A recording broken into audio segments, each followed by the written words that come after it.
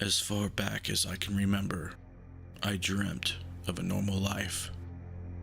A life filled with normal things. A life where monsters don't live in closets or under the bed. A life where ghosts aren't real. I just wanted to be normal. But that didn't happen. It wasn't meant to be. Since my early 20s, I've experienced profound paranormal events that would change my life. Extreme poltergeist activity, living amongst those that have departed this earth in ways unimaginable. It has affected my loved ones and children with no end in sight. I could hear things, see things, and feel things not of this world. I asked myself if this was a gift or a curse. With the help of my mother and close friends, I emerged a paranormal investigator. Since 2013, I have been on a relentless journey to learn about the paranormal. I invite you to follow me into the unknown. Welcome to the NECROMACER Live Show.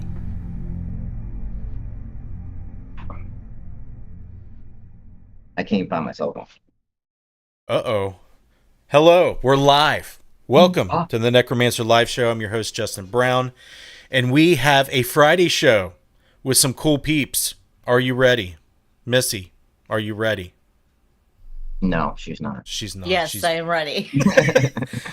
She is ready. All right. So, we got Turned like two. Matt's ass, Derek said. We got okay. two peoples today. One of them I've known for a very long time, and he's back. His name's Matt sorry. Benton. Yeah. And we have someone with Matt. Who is with Matt? Helena Wolf. So if you have not heard, these two are a pair now. And Yes. I guess you Really. can't have one without the other. It's already, been foretold, I guess. What's up, guys? Are you excited to hang out for like 2 hours and talk about stuff? I can't promise that it's going to be as youthful and energetic as your vlogs, but I'll try. You watch the vlogs? Well, What I is have to there? do a little bit of homework. I don't know Helena. The last time I was on, a call with her, she was mute. Mhm. She was catatonic. Not, I'm not saying anything bad, but she was just, there observing. There was a lot of people, a bunch of men just running their gabs. And she was just chilling. A little bit shy, and usually when there's a lot of people, I kind of go into my shell, and it's very hard to talk. I understand. It's a hard world out there for sure. Especially when you Justin got. will always do that to you. It's not me. It's not about me this time, Missy. No, but you make people like go into their shell and like, I don't want to sound stupid, so I'm just gonna stand here and. Is that Helena? Tell her she's wrong. Just say she's wrong. See, you're supposed to immediately respond saying you're wrong. Anyway, we got the boy who cried Nerf. I noticed that he subbed not too long ago. Do you know the boy who cried Nerf? Yes. Yes. Okay, I thought so. Very good friend and support. Nice. Welcome to the show. Welcome, everyone. Happy Friday, everybody. I am glad you're here. We're not going to waste any time. We're going to start chatting. We got 2 hours, so we can. I like easing our way into it so it can organically happen. I don't like when I watch the shows back and then I immediately start just asking questions like this, that, answer this, answer that. It's not fun to me. But Yeah. I can just exclude and subtract all the small talk out of this, and we'll get right into it. How in the hell did you guys meet? Oh, man. Well, it was actually on a live stream on her channel. No, was it your channel? I can't remember. I think I knew you existed because we have like mutual YouTube friends. Mhm. So I'm not exactly sure where I saw you, but like the first time I think talked on my maybe, or I don't know, but it was on a live stream. That's what I know. Yes, it was one of the live streams on one of the channels. Yeah. And about, yeah, so that's when we like first met, but we still didn't really talk much offline, really. Yeah. It was a bit later. And so, and it was all more professional um I see during that I see time period. lies in your face, Matthew. No, it was at that point. It was more professional because Okay. Yeah. she was in a different relationship at the time. Oh. So that's why, me, how I am. I'm just, I stay away from that, and I'm like a very loyal person. So I just, But even be for other honest, people's you must have relationships. saw something you liked from the Oh, beginning. definitely. I Okay. definitely found her attractive. See, Um, that's the face. I read the face immediately. yeah, I found her attractive, but I didn't know her that well yet. So I wasn't like all like, oh yeah, this girl's amazing. Like I wasn't like that yet because I didn't get to learn about her more yet until we started really chatting more. So And then I'm sure there's a lot of things you like, but what was the number one thing? What jumped out right away? her personality, like everything about her, like she just makes me happy. Like just when she is being herself and funny, especially when she's being herself. Like she's shy a little bit in the beginning, but when she becomes like her true self in front of you, I just fall in love with her again and again. Like she's like that. She has a very good personality, and especially when she opens up more.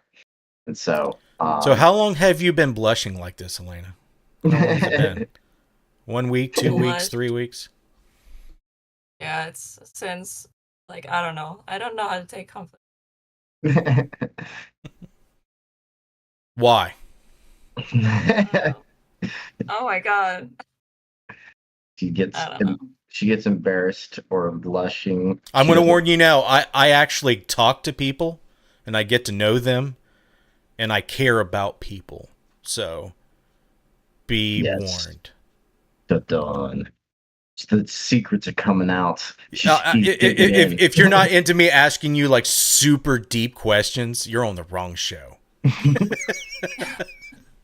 Personal questions, personal ones. Uh-oh. Oh, I'm just joking. No, we'll keep it tamed down. We'll keep it filtered. So, your turn, Helena. How did this happen? How did he make the first move? I'm guessing he did. Maybe he didn't. I don't know. Yeah. So I was going through a lot of stuff and I was very open about it. I do use and all that. So I told everyone I'm gonna have a break from social media. Everything is too much. And I remember he messaged me. At that point, we haven't really talked like outside of live streams, like privately. So I really didn't know him. So he messaged me like, if you need anyone to talk, I'm here. And at the time, I was a little bit like, who is this idiot? Like, F off. Like, who's this douchebag? Slid right into your DM, bro. Yeah. And I Like, was like, not. Was like, okay, whatever. I was just being nice. Like, thank you. Like, I think it was just basic thank you, what I said. Then he messaged me again a few days later, making sure I was okay. And I was like, hey, maybe I can just talk. There's no harm in that. And then we just kept talking like every day and well, pretty why? I quickly. mean, don't fast forward through that. Like, what was it? One thing. Was it? He's so kind and loving and caring person. Like the image he puts out there um, is totally different what he is in life. So just very Uh-oh. kind, warm person. He acts all tough and like professional, all that, but Serious. he's all cute and fluffy on the inside. And outside Nice. because the hair. Oh Fluffy Nice. cat boy. They know who know. my god. I had to Yes. bring it up. I'm sorry. Yeah, he is rare. I have rarely seen him grow his hair out, so it's pretty long on top right now. Well, it's been a long time since I actually not I'm worn not- hats. I'm only wearing hats now because I literally just woke up and I was like, I didn't have time to brush my hair. I was already late, so I just put on a hat. So, Mm. Mm-mm-mm. Sorry. and what was It's I all saying? right. Yeah. So basically, when it came to the reason why I was messaging her, because whenever I hear someone's going through a tough time, I just the incident with my uncle kind of put put that in my mind all the time now. Like whoever's sound like they're in need, I want to message them and see if they're okay because of what happened to my uncle when he committed suicide. Mm-hmm. So I actually it wasn't just Helena, it was also another person. I'm not going to say his name because it's probably private.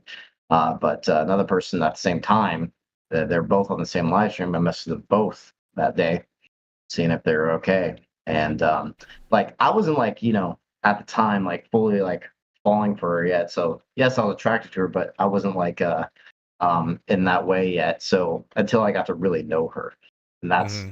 and for me like for me wanting to ask someone out on the day and everything, I like had to be way more interested in your personality too. And then that's when I got to learn more and more about her. Is when we kept talking and talking. And I was like, oh my god, she's like perfect. Like for me at least, she's like perfect. And then I started like having a huge crush on her. And then yeah, started. I asked her out. Kind of quick, and the reasoning for that is because I had a feeling some other guy would definitely ask her out before me.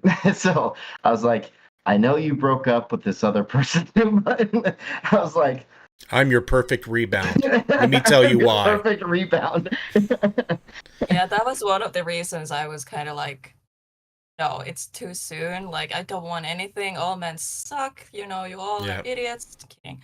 No, but I wasn't really in the mindset of starting anything new yet. Sure. So Do I was you kinda want to? pushing Do him you want to, away for a long time. Missy? Do you want to ask Heath's question? Yeah, he said, Helena, do I hear an accent? Yes. So those who don't know, I'm from Finland.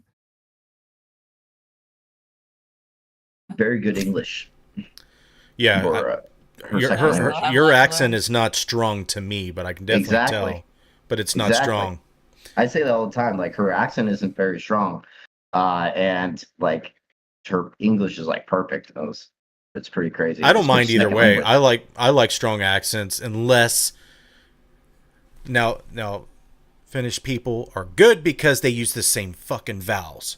Okay? When you get to languages that have their sounds are not the same, it's rough because in my line of work I talk to foreign people all the time and it's nothing against them, it's just hard to understand, but if you speak English and you have an accent, great. Yeah, like we have like the way we pronounce words, it's so much different than English. So that's why Finnish people usually have very strong accent because we don't know how to like we always like why English is so hard because why don't you say the words exactly how they're like written? It's like you have to like say them differently. Yeah, it's weird because in Finland we say them exactly how they're written down. So Yeah, it makes no sense. I don't Yeah. know why. I couldn't tell you. so it's very hard.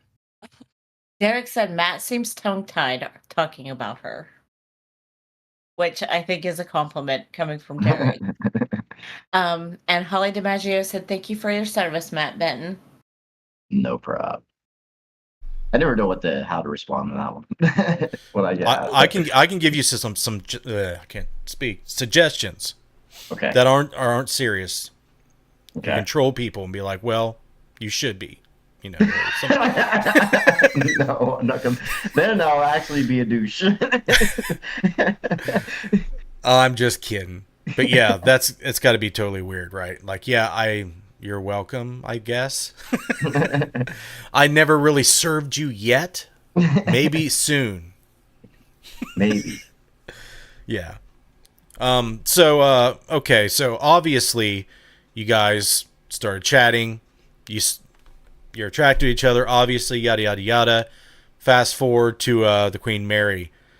Tell me you didn't see that coming, Helena. You did not see that coming at all. No? No, No, not at I all. planned it pretty Like good. yeah, you did. Because I was like, yeah, I had no clue. So So you watched the proposal video? I watched yours fully, and then I tried to watch as much as I can of Helena's vlog because I knew I was going to ask questions, and I really hadn't talked to you as a couple. And then you cringed too much. You're like, I'm done. No, I've seen it all before, but it was just two people instead of one. It's like two of us. Yeah. Yeah. No, I it just was realized him. crazy. It was him being in love with another female, not him being in love with you. It's fine. Oh, We you're not talking about understand. me. You're not talking Yeah. about me. Yeah. Oh God, that's so gross, dude. You're grounded. You're grounded. It's Ugh. like if she knows. It's definitely not a bromance at all. At all. So, yeah, when Matt is unique. He he struggles at being comfortable being himself, and being accepted as someone and being himself. Lots of energy, like shit tons of energy. Okay, that's why I knew when he went to Marines, I'm like, well, he probably won't use it all there. Probably have some to spare then. And when I was watching the vlogs, I was like, oh, he can just do whatever, and she's just gonna laugh. And at some points, he's like, okay, you're a dork, but I still love you. That sort of thing. So enjoy that while it lasts. Do you guys want to highlight the proposal and everything before we shift gears here? Because Matt I'm telling you what, Matt sucks at writing, Helena. Let me tell you that first and foremost. He did not suck writing that note to you. Like, I was proud. I was super proud. And you know what? I think since it came from his heart and it really meant something to him, it came easy at that point in time for him. And just to see you just like shivering in your own awkwardness during that point, like, oh my God, this guy just said the sweetest thing I've ever heard. Like kind of just get us through how that went down and how you felt and how you guys felt, and then we'll shift gears. You want me to tell also before that moment too? I could do that also. So I would say there's a full planning process of this because I've never been to the Queen Mary before. And so I was making phone calls to the Queen Mary, and then they're trying to. Okay, first off, they shouldn't have gone this far. They could have just told me this entire time on the phone calls that, oh, they have the top deck already open. The sun deck or whatever is what they call it. And I didn't know that because I never been there before. I was like, is there access to the sun deck and everything? And then they're acting like they didn't really know. I could talk to security and everything. And then I was like, okay, can I get a hold of security? I got a hold of security, and they're saying, you're gonna have to talk to this one person. And so that person didn't answer on the phone. They gave me the email. I emailed that person. Then I find out it's already open. I was like, why did I have to go through this email process? You could have just told me it's open, but whatever. Yeah, that's weird. Anyway, so I did all that, and then when we got there, my plan, I already had the ring, and I spent literally all night on one of the nights before I went to the field, because we actually came back one day earlier than I expected. I thought I was going to be coming back on the same day I'm leaving to go pick her up at the airport. So I had to finish it that night. So I spent hours and hours writing that letter all night long, and I only got 2 hours of sleep. Because Wow. I was writing that letter, and also I was getting ready for the trip to where I could just change into take a shower, and then change into clothes, and then head out to the airport. So I had everything in my truck ready to go. And so basically it was, and plus writing that letter. So I only had 2 hours of sleep, and went to the field. And then when I was in the field, I was still making those emails to that person, trying to and getting responses. And then that's when I found out it was available already. So then after that, we finally get there. And I needed to do my own reconnaissance of the place, basically grabbing intel. I was like, okay, this spot looks like a good spot.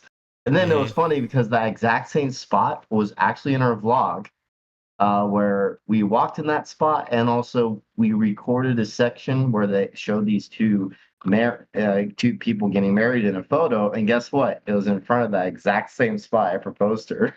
And so I was Right. like, this is a beautiful spot. And I already knew from day one I was going to do it when the sun was setting. But we had also a tour planned, so like a paranormal tour thing, because that's one of the reasons why we were going there. And so I was trying to do it right before the tour, and I was going to wait a little bit longer if the tour wasn't in that time frame. But I thought it was the perfect time. And then towards the end of the proposal and everything, the sun was setting, very beautiful looking at that night. It's the perfect, I would say, setting is what I wanted. And I was so nervous. I was having troubles reading my own letter I wrote because I was so nervous.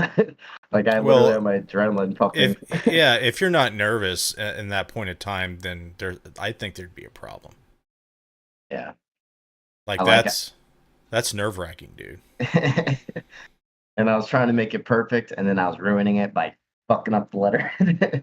So No, you didn't mess it up. You just had to take a moment here, and like maybe twice I seen to pause to gather yourself, because you could tell that was important to you, that she heard those words and you know, and how you delivered them, that she understood that you were serious about them. And I think that, Helena, am I right by saying that you believed every word he said? You're muted. I just unmuted myself. Oh, okay. Okay. Sorry. Yeah, I didn't hear anything initially either. I'm like, oh. Yeah. Well, okay, so after unmuting takes a few seconds. Okay. Okay. Yes, I knew. So, have you ever been proposed to before? Totally new. I always dreamed of that moment, but over the years, over the time, I started losing hope, and I was like, that's never gonna happen. Never finding that person actually romantic like that. Mm-hmm. Will plan the perfect moment, because that's what I always wanted. And so I because I always been hopeless romantic from inside, but then I'm like, outside I'm like, ew. Yeah, you can't let anybody know you're a softie, right? You can't. Yeah, exactly. But inside I was always like, I want that to happen, but I was like kind of skeptical. I was like, yeah, that's never gonna happen. The person doesn't exist. Oh. So you were wrong. Fortunately, you were wrong. And congratulations, guys. It's super awesome that you guys have made the decision to take the risk. It's cool to be able to see it like that. You know, me and my wife never had anything like that. We never had a wedding. We got married in a courthouse. I was sick. I had the craziest cold, dude. It sucked. And it was negative romantic. But you know, that's just one thing. That's only one part of the marriage. I mean, it's cool to have it, but if you don't, it's not a make or break thing. It's just like you continue on. The next step is, you know, whatever. But it's awesome. If you haven't seen their content on their YouTube channels, definitely cover it. So it's cool to watch if you're interested in who they are and, you know, what they do and how they incorporate, you know, their personalities and, you know, what they do as far as content. Check it out. It's pretty cool.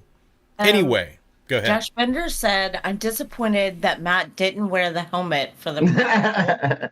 I need that POV shot. Oh, no. There's plenty of opportunities for POV shots, Josh. Oh my Just God. wait. And the boy who cried Nerf said, haha, he's just dangling, or they were talking, He said, "Why couldn't he have done it Titanic style on a I know. door, floating in the water?" LOL. Oh my god. We're like, we actually made a joke in the blog, like, let's do Titanic, babe.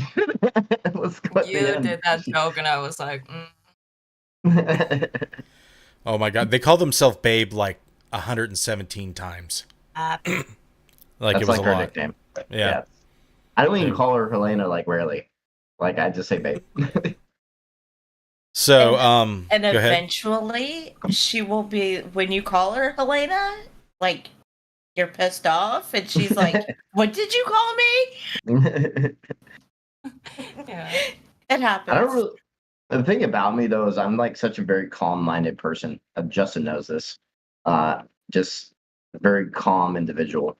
Even on a one time I should have been the most pissed I've ever been. For some reason, I could still remain calm. It's weird. Um, It is weird. I get pissed daily. Yup. Like, I'm probably in the Oxford Dictionary under pissed off. You see my face. It's me. But, yeah, I mean, you have a lot to look forward to, Elena, as far as, someone who has a genuine personality, because it is very genuine. And it's mostly filtered, but you get to see the unfiltered. Looking forward to that. I Helena, love the way she smiles when you talk about it. I know. Watched a vlog. It's disgusting. I'm just joking. I want to get into Helena's background as far as what's got her into the paranormal real quick while we're at a point where we can kind of shift into second gear here. Matt has in length told us, on this show and on his platforms and on other shows, his background story. So if you guys in the chat want to know and don't know Matt's story, we will get to that. But we're more or interested just watch the documentary. Yeah, the documentary is a really good reference for that. Not the perfect reference, because I think, live shows that, you talk for an hour or two about it might be a little bit better. But the Harrisville haunting is definitely going to get you started. But She's Helena, more please, please tell me, have you had personal experiences? Is that what got you into it, or something else? So I always been a little different growing up. Like I was, you know, um, into like spooky and creepy stuff. I like to explore abandoned places. And then we lived in this old house that was used to belong to my grandparents. So we were living there for a while, and I'm pretty sure the upstairs was haunted. Like now I'm like thinking back, because my room was upstairs, and yeah, I hated the feeling up there. It was it was awful. It just gave me so much anxiety to even walk the stairs, and I had to sleep in that room.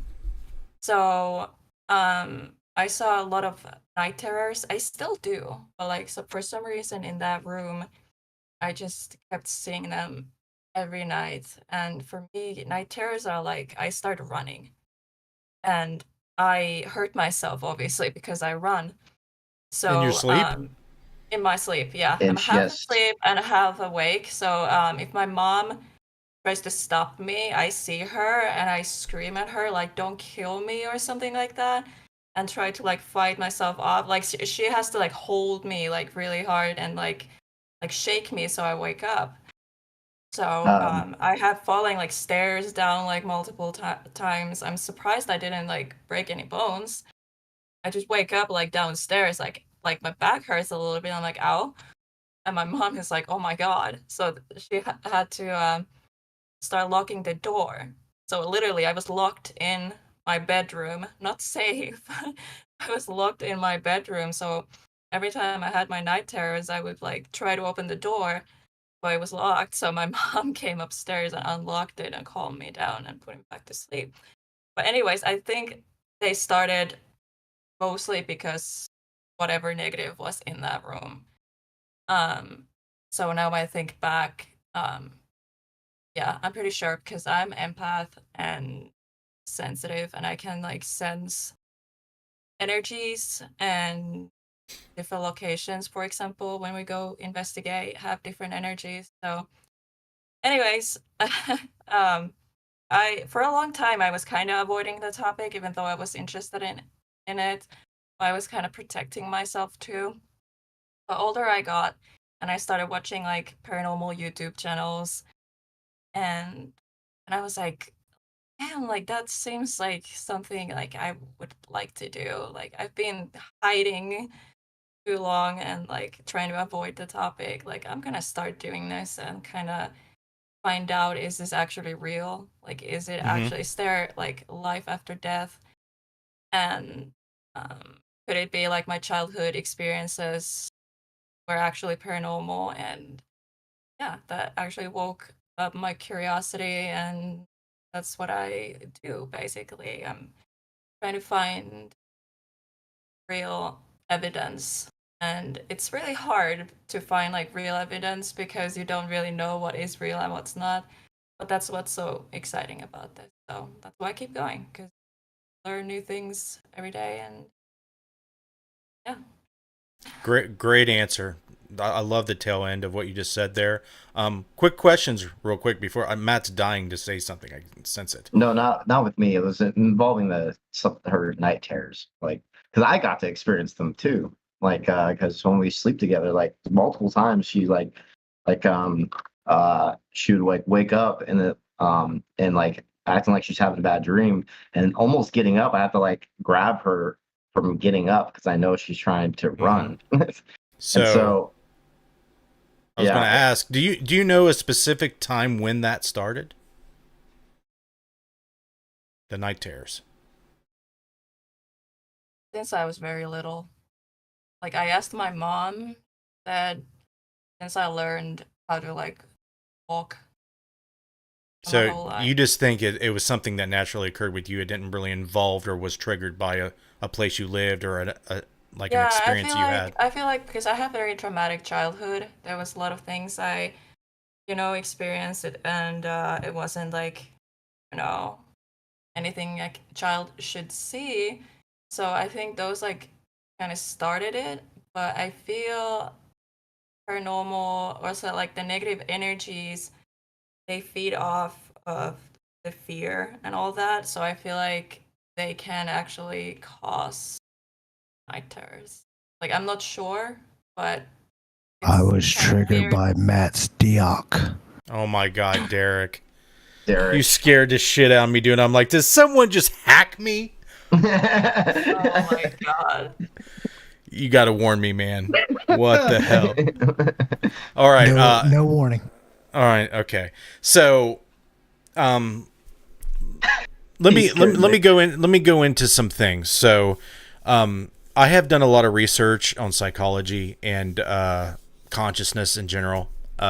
If you had a traumatic childhood, that's immediately going to tell me that you have, especially at a young age, you learn the ability to not only read people to protect yourself, but to read the rooms and the environments that you're in subconsciously. Okay. And all you're doing is protecting yourself because you got to know what to expect and how to, preserve yourself as much as you possibly can, emotionally, physically, all that. So when you move into places and you go, like a lot of times I see this with children with stairs or the upstairs in general. I mean, it was like that the Conjuring house. Matt can go into depth about that. And in a lot of places, children will, and just everybody in general will say the upstairs is disturbing to me. Well, my theory is that you are connecting with another child who had a traumatic experience and lived up there and dealt with the same things up there, and you're just picking up on that. And a lot of empaths are born from traumatic experiences just because it's, a coping mechanism. So you learn how to read people, you learn how to resonate with those types of emotions and those feelings with people because you have to, going through anything traumatic. And a lot of people like to surround that with mysticism and magic, where I feel like there's not so much of that going on. It has more to do with science and how the human body works than it does something that we don't understand. Therefore, it's ghosts and spirits and demons and all that. And the more you get to know me, the more you'll probably hear me spat off about all these ideas I have. But the night terrors are interesting because dreams, we replay what we repress, what we, don't let out during our waking state. So if you're screaming and being terrorized daily and you're repressing that, it's going to come out in your sleep. It has to come out somewhere, right? So my father-in-law has night terrors to this day. He's 74 years old. And sometimes they're really bad. And it comes from traumatic experiences, I believe, for the most part. Did you ever go to combat? No. Okay, just curious. No, it's PTSD, certainly, but not from combat. Okay. Yeah. There's more things than seeing people, head exploding and friends getting sawed in half. Yeah. But what do you think, Helena? Do you think he's onto something? Do you think there's some type of, lingering PTSD that a lot of people deal with, they never went to the doctor and talked about it and got prescribed medication? Because you don't look like someone who's on any type of medication at all. So I think, yeah, traumatic experiences, they can definitely cause a lot of stuff like that, like PTSD and night terrors and all that. Like in my case, I know it's because of that, but I feel like paranormal just triggers it, but paranormal doesn't cause, Why do you that. think that? Have you ever thought of like the mechanisms and thought about that deeply? Why does the paranormal seem to relate to those dark vibrations, those traumatic things? Like, why do you think that is? Why isn't like happiness? Why doesn't a ghost dog come up and lick you and fill you with happiness? Why doesn't that happen? Negative emotions usually, I feel like, especially if you haven't dealt with them, like trauma, for example, like there's a lot of things I don't remember. So I feel like when it comes to like someone experiencing something traumatic and then they pass away, I feel like the negative energy kind of stays and Unresolved lingers. energy. Unresolved, yes. I feel like that's like one thing. And then I know there is a lot of like negative spirits who feed off of negative energy and fear. You sound like you've met So, them. I mean, I don't know. Maybe, Well, you're possibly. onto something there. Have you had experiences with these entities that feed off them? You seem like you're aware of them. Yeah, I mean, I had negative attachment or attachments, but at least one. Um, and it was making me feel feelings and emotions that weren't mine, but I didn't know that at the time Mm. because I was just like, okay, I'm just mentally like I'm depressed and all that. Like, yeah, I know I am, and I know I have my own like issues and all that, but all those things I was thinking and how blurred my mind was, like then and then now comparing my mind and thinking back, um, I'm thinking like more clearly, and now it's like I feel like that attachment really because a I don't know, was it like a medium or a psychic or something? They told me about this attachment and helped me to get like rid of it. Okay. So I really don't know because I'm part of me is still a skeptic, even though I do believe in this stuff. But I'm trying not to be like, oh, this is Sure. how it is. So I'm like questioning everything. Good. But I'm pretty sure because like right after we got like rid of this thing, I was like completely different person. Like like the cloud was gone and I could see clearly. I was still sad. I was still depressed. I still had my issues that I needed to take care of, but I was thinking clearly at that point. There wasn't like this cloud around me. Right. So you're So you're talking about the difference between depressed and oppressed. yeah. So Matt, the leading theory I hear about shadow people in general is that they feed off emotion, and I know you have some experiences. So have you talked to Helena about the shadow people that you used to see in your youth and what your belief behind them are? Um, I don't know if I have like a straight up belief behind it. But yeah, I did tell her I used to see shadow people when I was a kid all the time. And that's part of the reason why I got this tattoo on my arm is basically my origin story. We see it, Um, Matt. We see it. And so basically, yeah, when I was a kid, I used to see him all the time. I was also a very different kid. Like I was very shy as a kid. I didn't really Mhm. talk to much people. I only talked to adults. I didn't really talk to people my age that much. Me Uh, too. and so I was just a strange kid. And I used to see shadow people all the time. And it was weird. So I kind of like left. I mean, I kind of was interested in the paranormal because of that reason, but I wasn't deciding to become an investigator until I experienced up with Washoe Club. So that's what kind of like definitely started. But When yeah, what do you you mean by beliefs behind the shadow people? I didn't well, really. Um, I don't tell oh, everybody 100% about what I believe, because and the reason that is because I'm like you and Helena. I question it. I don't want to sound like all I am about is a belief system that has no evidence to back it up. But at the same time, you know, she doesn't need, like, if Helena was a mother and she had a child, she wouldn't need any proof that her child loved her. She knows it, right? There's a lot of things in this life that we know for a fact in our hearts. We believe them. So when we go through our traumatic experiences and we feel different, we see all the jocks out there wanting to throw us in the trash can. We see, if you're a woman, we see all the the girls that are bullies that pick on us. We're shy for reasons, but those entities out there that feed off that, why do they feed off that? Well, it's all the unresolved energy, all the unresolved psychokinetic energy manifesting into the weirdest shit you can possibly imagine. And those beings are reciprocating that energy. It's like a feedback loop, okay, of nightmarish horror. It can be. There's a spectrum of it. But what I'm getting at is what Helena said resonated with me. When you're young, you attract this energy, and they can appear to be beings. They can be humanoid, they can be masses that are like morphic in nature, they can make things happen, they can do weird things. And when we go to these haunted locations where tons of people flood into them and, inject it with their own energy and their own stuff, weird stuff starts coming out of them too. So that's why I asked if you had some kind of belief, because did you feel like it was feeding off you, or did you feel like a magnet to them? Was there some kind of relationship you had, or you just saw weird shit? I actually think that during that time period, I was afraid of them in some instances. Like I kept having nightmares all the time as a kid. Um, Now I'm so desensitized, it's insane.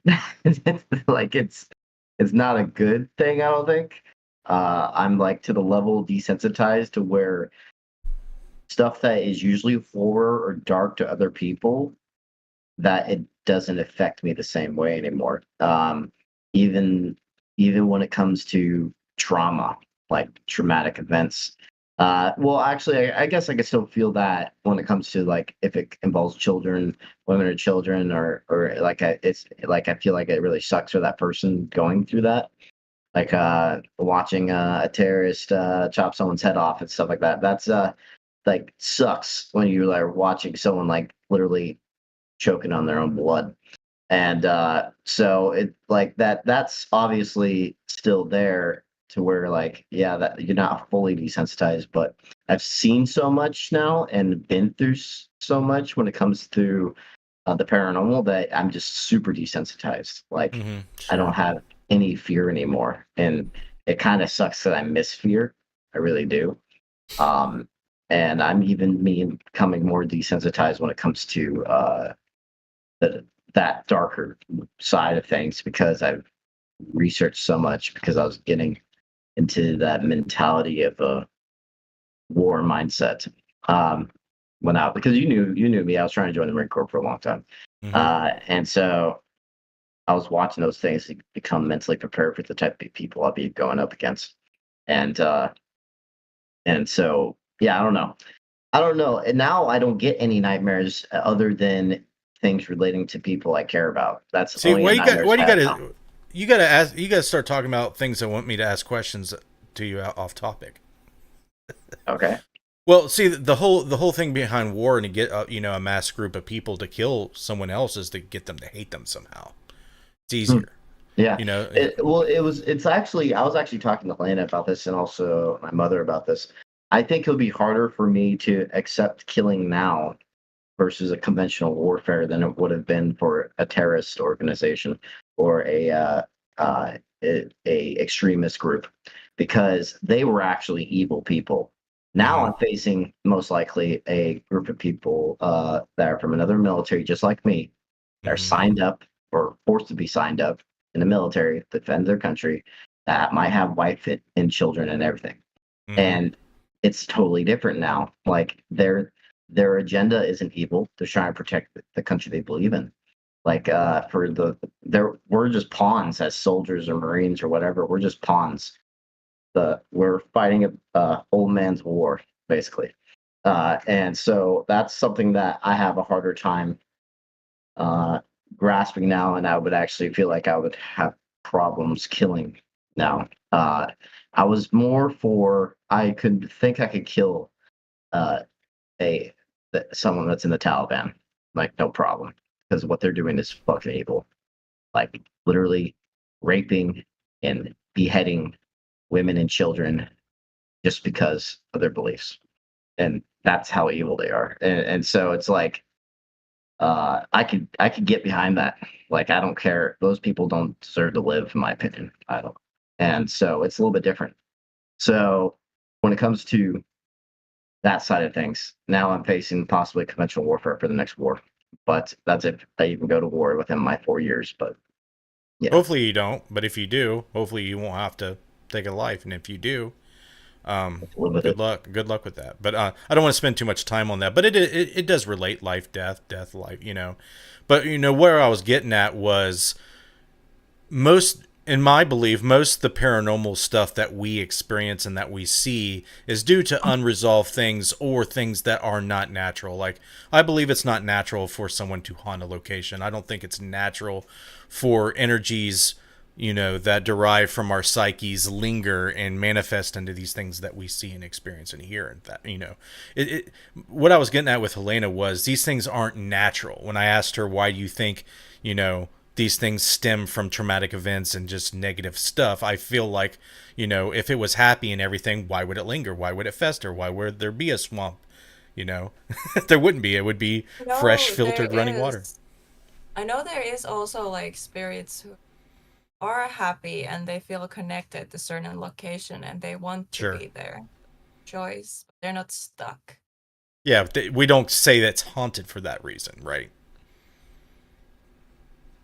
Yeah, I don't know. Like, I feel like some spirits, they just, I don't know, they might feel connected and all that to like their house where they used to live. Sure. Like, this is my home, and then random people move in, and it's like, what are you doing here? So it's not necessarily anything like traumatic happened. They're just roommates. I don't know. Yeah. Well, I kind of, I'm trying to, pitch these ideas like of the feedback loop that we put in to these places. We might be picking up on someone's past trauma. It might be traumatizing us, and it's like a feedback loop. And it just seems like we're all stuck in this, dark feedback loop. And that's interesting to me. God damn it, Darren. Darren, he made that comment right as I unmuted myself, and I was trying not to laugh. Hey, I wasn't going to go there, man. I wasn't going to go there.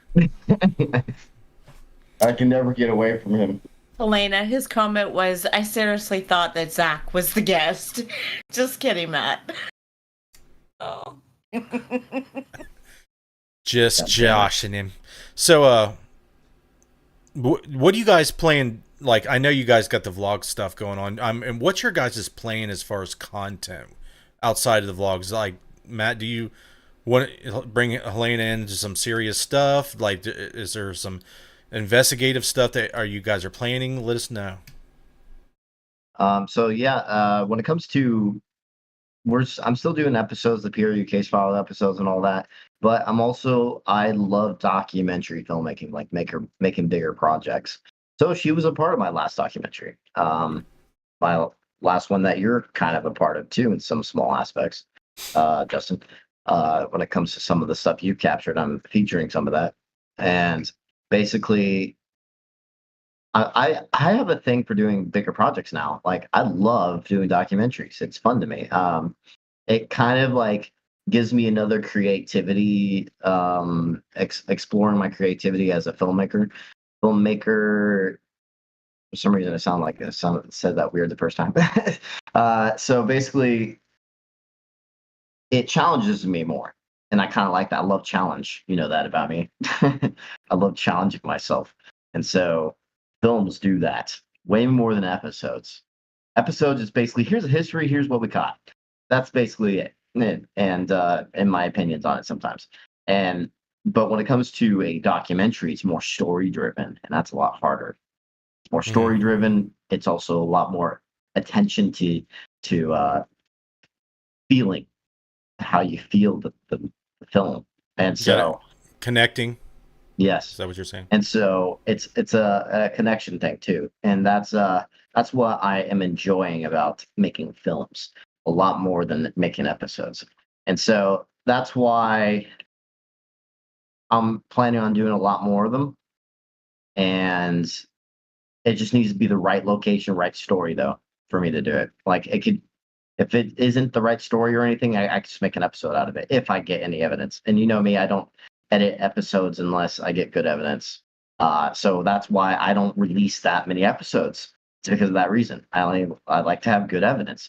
And so the fill in that gap, I decided, you know what, I want to do a vlog series. I already did kind of like MB vlogs and stuff, but now because of our relationship, I thought that it would be great to incorporate her into this vlog series. And it's a lot more entertaining, I think, when it's two of us instead of just me. I think people get to see her real personality, and when she's with me, that kind of shines through, and get to see the many reasons why I love her. And then so it's like I feel like it's more entertaining. It's funny. I get to make skits in the vlogs too if I want to.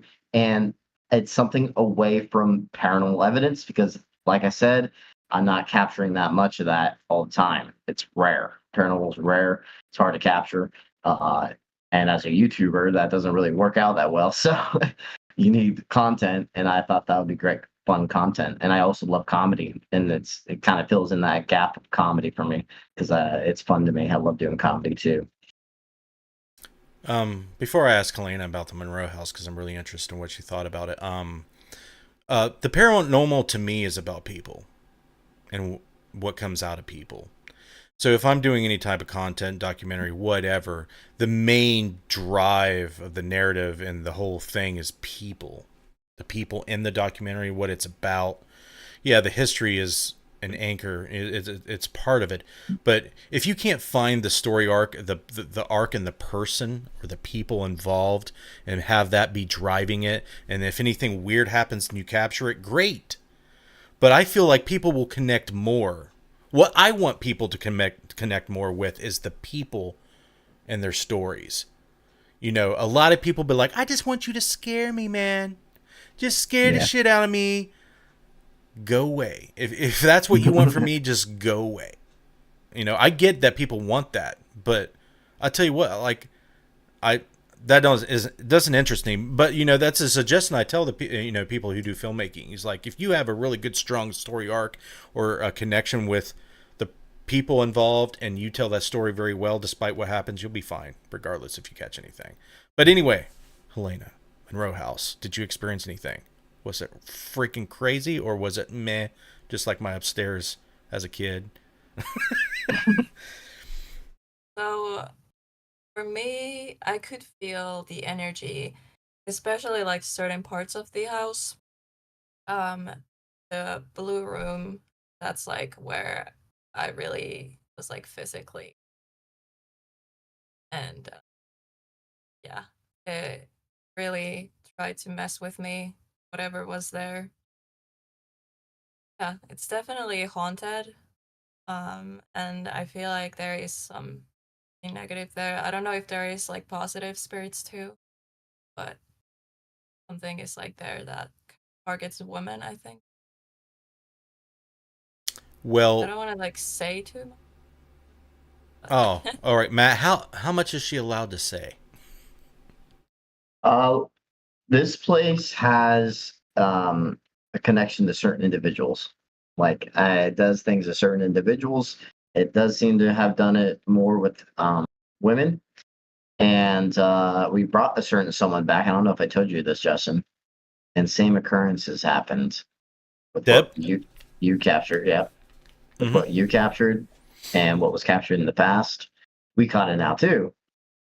And so it's a reoccurring thing with this individual. I got something exciting to tell you about that. Oh, really? Yeah, I'm excited about it. Oh, cool. So, there's this thing in the medical field called, I think it's. Let me go back to my messages again. Excuse me, Missy. Talk Yeah. for a minute about the chat Okay. while I look this up. Okay. The boy who cried nerve said, I mean, the house, the spirits just passed my house. The spirits just pass through naturally occurring portals. And I have a vortex downstairs. These spirits have no problem with me, and I have no problem with them. It's mutual. Nice. All right. Go oh. ahead. Sorry, now keep going. I found it. So, Deb was on the last, I don't know if it was the last live, but she was talking about the phenomena that, I don't know if you want me to write out, say it. You want me to write out, say what we're talking I don't care. Okay. I don't care. You don't care? So scratches. A lot of people get scratches. A lot of them come in threes, but they don't have to, but it seems like it's a common trend. Yeah.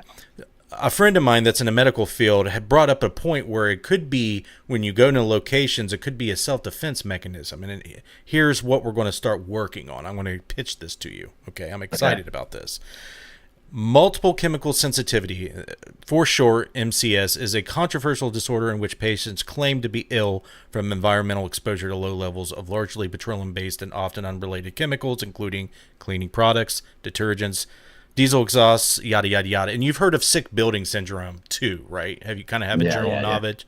Contaminants in the air or some hypersensitivity to contaminants, which other people normally don't.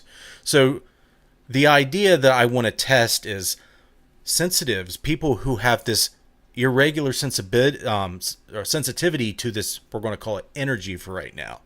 The Monroe House, for example, it can trigger skin phenomena.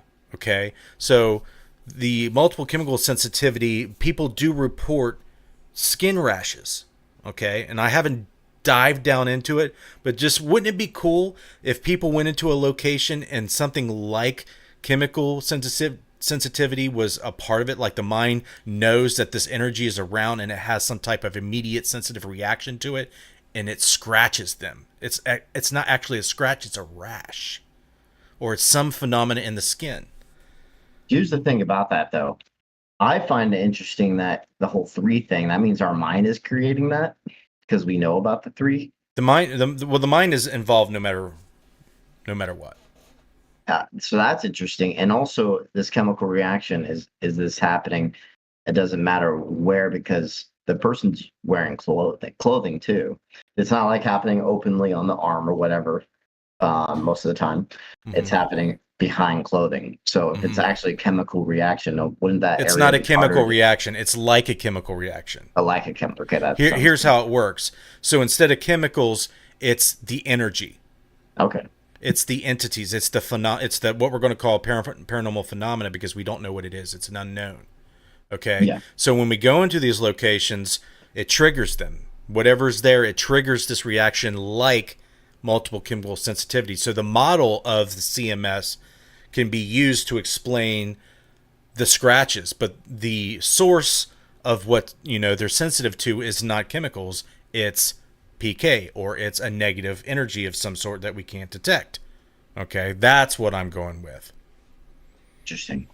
You can that test would be this. very interesting. You can test You can this. test it? Yes. How? So, double blind, like we were going to do the experiments with groups and Okay. individuals. You can do that. Say Deb would be a good candidate. You would take her to these places without her knowing. You could blindfold her, do whatever you can to kind of allow her to have no prior knowledge or no immediate present knowledge of where she's at in the environment, and see if she reacts. That would be one way to go about it. Okay. Another way would to be a little bit more fringy and introduce negative energy to people in a controlled environment, but that would be less scientific, but be very, very interesting. If you can get scratches to, if you can predict when the scratches will appear and replicate it, It's interesting that you mentioned predict. Because it's interesting when you mention predict, because Mackey Mansion, 3 times I've been there. Also, I didn't tell you this part yet. The Mackey Mansion, we went back there.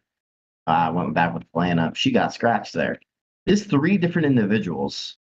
4 of the times I was there, 3 times someone got scratched. And 3 different times. So first was Dante. It looked like a straight up burn mark on his back. And then next was Jason. And then now it was Helena. And the thing about that, though, all of them had very similar symptoms. They had headaches and dizziness. All 3 of them felt the same thing. 2 of them before that happened. 1 of them was after. So very weird that they had the same symptoms from being scratched or before being scratched. So have you had the same symptoms at that location? No, but and I've also not been scratched though. Right. And I've never been scratched before. The closest I've ever been scratched is at the Zach Bagans Museum. I felt a burning sensation on my arm. So has Dante been scratched at other locations? No, that was his first time. That's also Helena's first time too. I just thought it was interesting. They were just saying like, scratch me, you can scratch me, please scratch me, and then they scratched me. Yeah. Oh, you were asking for it? I was asking for it. He was asking for it, and then they scratched me instead. Deb said it happened at Waverly Hills. Wait, who? Who got scratched? Oh, Deb's in the chat. Yeah, she's in the chat. Oh, cool. She appeared in the chat right before he said her name. Right. Well, I saw her. I Mm-hmm. I said hi to her, so I knew she was there. Okay. Yeah. So, I do find that phenomena very intriguing. And remember the scratches that we captured at Tony's place, and how interesting, how different it looks compared to a self-inflicted scratch or a regular scratch. Like it looks like the skin raising, kind of like looks like a rash to me. It reminds me of a rash. Yeah, and so it's very strange. And it's a sensation of burning is the same sensation when it involves paranormal burning sensation. When we get scratched in the normal aspect, it's a sting. It's not burning. So it's very weird that it involves a burning sensation when it comes to paranormal. Right.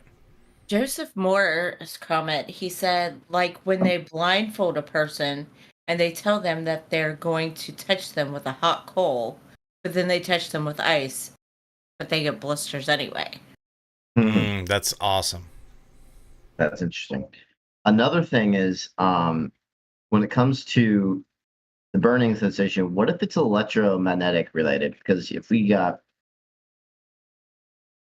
that could be a form of burning, maybe, depending how the electricity works in that way. I don't know. It's not a form of burning. It's more of a shock, but sometimes there's a slower. Hard to explain. Well, because electricity can burn things. So. Well, you know the tingly static sensations you get. So, how does that work with different atmospheres? Deb wants to know.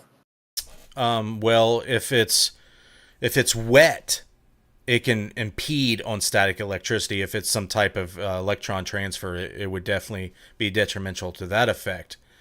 But if it's not, then I don't know how much weather or environmental conditions would play a role. I mean, we're basically taking shots in the dark. You would have to test each one and have all this time, money, and energy to do all this, which we all don't, or we would already done it. So I feel like it could be, in my belief, something to do with a static field or a static, discharge. When your batteries get drained, batteries work off, electron exchange. So when our batteries get drained, something, messed with the electron flow mechanism in the battery. When we get the tingling sensations, that definitely could be static electricity or some type of electron transfer effect. And we all know how powerful that can be. Freaking lightning bolt can definitely burn you and kill you. So it could be that, but you have to test. That's the only way we would know if we're right about these ideas. It's very strange that there's straight line scratches. That's very weird about it. Like, dude, it's all weird. Dude, shit floating in the air. Okay, it's all freaking strange. It's all weird. Nothing's not weird about it. I have pictures of Deb's scratches from the last time we were there. Yeah, I've been sitting on a lot of stuff from Hartford City, dude. Like I told you before. Wait a second. You're sitting on some stuff, huh? Yeah. Dude, I had to the Monroe House put it into this film. I told you, man. I had a 2-hour documentary, and I cut a shit ton of it out. I'm like, man, it's too long. I was like, dude, I had to put 3 locations in it, and I had so much investigation stuff that tied to what Eddie was saying and what Deb was saying. Like, if you watch, the documentary I put out, all the stuff was relating to what they were saying in the interviews. But I wanted them to play out. I didn't want to super cut it, and make it seem like it was an action film. Like, it got super drawn out, and I'm like, shit, I got to take 90% of all this out. Like, Deb got scratched right after her interview. Like, after we wrapped on her interview, I'm sorry, I can't remember her friend's name that came with her that was there when she got affected the first time. I don't remember her name. Deb will let us know if she's still here. Anyway, she's like, dude, she got scratched. I'm like, no way. Like that guy on TikTok, like, no way. Lift up your shirt. Here she's got scratches. It's never something that looks like it's possibly self-inflicted. There's no way. I've done my own tests on that. Yeah, there's no way. Like, Melissa, thank example. you. And so yeah, it's weird. I don't know. Yeah, it's definitely weird. Leanne said the next time someone gets scratched, it would be interesting to take an EMF reading of the scratch to see. It's very difficult to do that because the meters that we have are not perfect, and you can't really predict when it will happen and where on your body. It might be a very localized effect, where it's just right around the area it's being affected. That makes sense to me. To do, because they're scratches. I wanted to do this was get a thermal camera on it. See how much hotter that area is. It's got to be hotter. Yeah, because there's an explaining burning sensation, so I'm curious how much hotter that area is with the thermal. I even said to do that when I was with Joe, and we completely forgot about it. I want to be the first guy on my block to see and capture the mark of the Trinity on thermal imaging. Yes. I just need to keep bringing people to the Mackey Mansion because three out of 4 times is a pretty good percentage of scratches. Just saying. Just keep bringing people. Deb walks in there and she gets scratched over every surface of her body. But that's a huge percentage right there. That's like 75% chance you're going to get scratched if you come with me to the Mackey Mansion. So, Deb, you should come to the Mackey Mansion. I have experiments, ideas. You're just the body, Deb. You're just the body. I need you as an experiment, so I need to record thermal imaging. All right. Helena, most haunted place in Finland? I don't really know. Wrong answer. Isn't really a thing. There is 2 bigger paranormal investigation groups that are on TV and stuff, and they're the only ones that get into locations because they how do I say it? It's like as a normal person who has a YouTube channel, they would just laugh at you. So I haven't never been in paid location here. I've been in abandoned locations. There's this abandoned house middle of nowhere that's rumored to have 3 demons. I don't know, but there is something negative there for sure. Like, step in and you're like, nope, I'm gonna leave. And I experienced that amount of fear only in 2 places: in this demon house and old Washoe Club upstairs. Demon Oh, House. uh, That's the one place she named at the place that she went yeah, to in they said Finland. it's an abandoned house. Yeah, like Okay. I said, like it's abandoned. There's 3 demons in it, but I don't know. But yeah, I can't get access to paid location. Well, But that's what I was going to ask you is like, how's the haunted scene in Finland? Like, is it like super Christian or is like, I mean, kind of explain the culture there? uh, it's not like super Christian. It's more like people just say you're crazy if you believe in this stuff, and like they don't want anything to do with this thing. Mm-hmm. And yeah, it's like these bigger uh like like these teams who have like TV shows and stuff. They're like the ones that are like, okay, we get like um I don't know. It's TV, it's like trustworthy. If you're a YouTuber, we don't They trust get you. more access. So yeah, so Well, they I don't know. do they have like I permits, interviewed filming I permits? interviewed the what? Do they have like filming permits out there? Is that a thing out there, like they do in America? I have no idea what that is. Okay, so that's probably one way they get access because filming permits and insurance. So if they break something, it's paid for. That's how it is in certain locations in America. If you go for those high-end locations in like those biggest islands and stuff like that, and that's how TV shows get access to those places because they have insurance on their side, and they have filming permits basically. And so, but that's how you get more access over here basically. I don't know how it is in Finland though. So Like, hey, book paranormal investigation. It's this and this price. You need to call and have connections, and you Mm-hmm. really be someone they trust and take seriously because it's like super serious stuff here, So it's not like, haha, let's have fun. You can like investigate this for a night for this price. It's not. yeah, That's a bummer. it is. It's a Anywhere good outside of thing in a way, Finland? but It's a good huh? feeling. Is that what you said? It's a good thing in a way. Oh. I mean, because in America there's a lot of locations people just go investigate all over and over and over again and start making stories and faking shit and making this location look bad and all that kind of stuff. So that doesn't happen here because only this, people who make like serious videos and take it seriously get access. So Do you that's think that I the think TV shows over there that you're talking about take it seriously, or is it just entertainment? I feel like it's more like, well, if you are like professional about it, it's they don't take YouTubers seriously. They're There's a just lot of people in the some paranormal. yeah, it's like it's not serious thing if it's on YouTube. If it's on TV, then it's real. That's how we yeah. Okay, That's how they view it basically. I understand.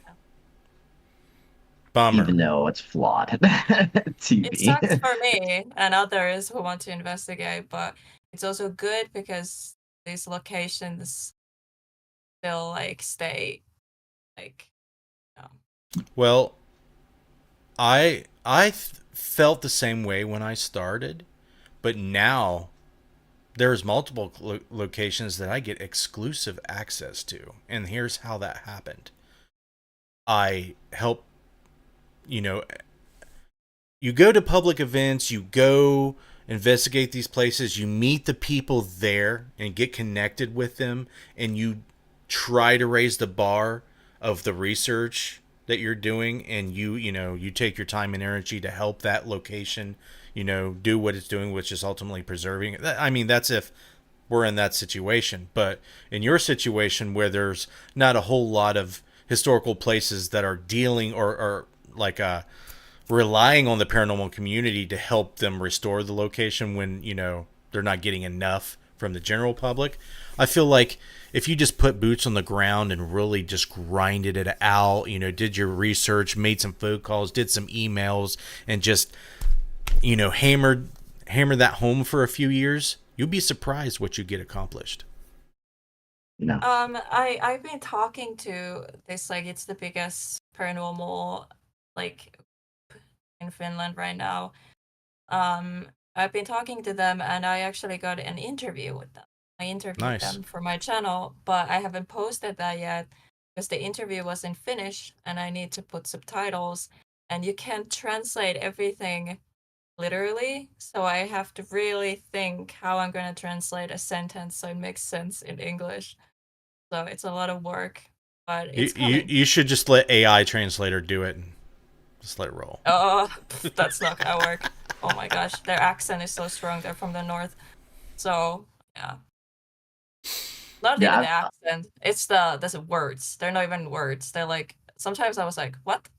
And they were like, oh, and then they said the actual Finnish word for it. I'm like, got it. So I it's never like heard that slang. before.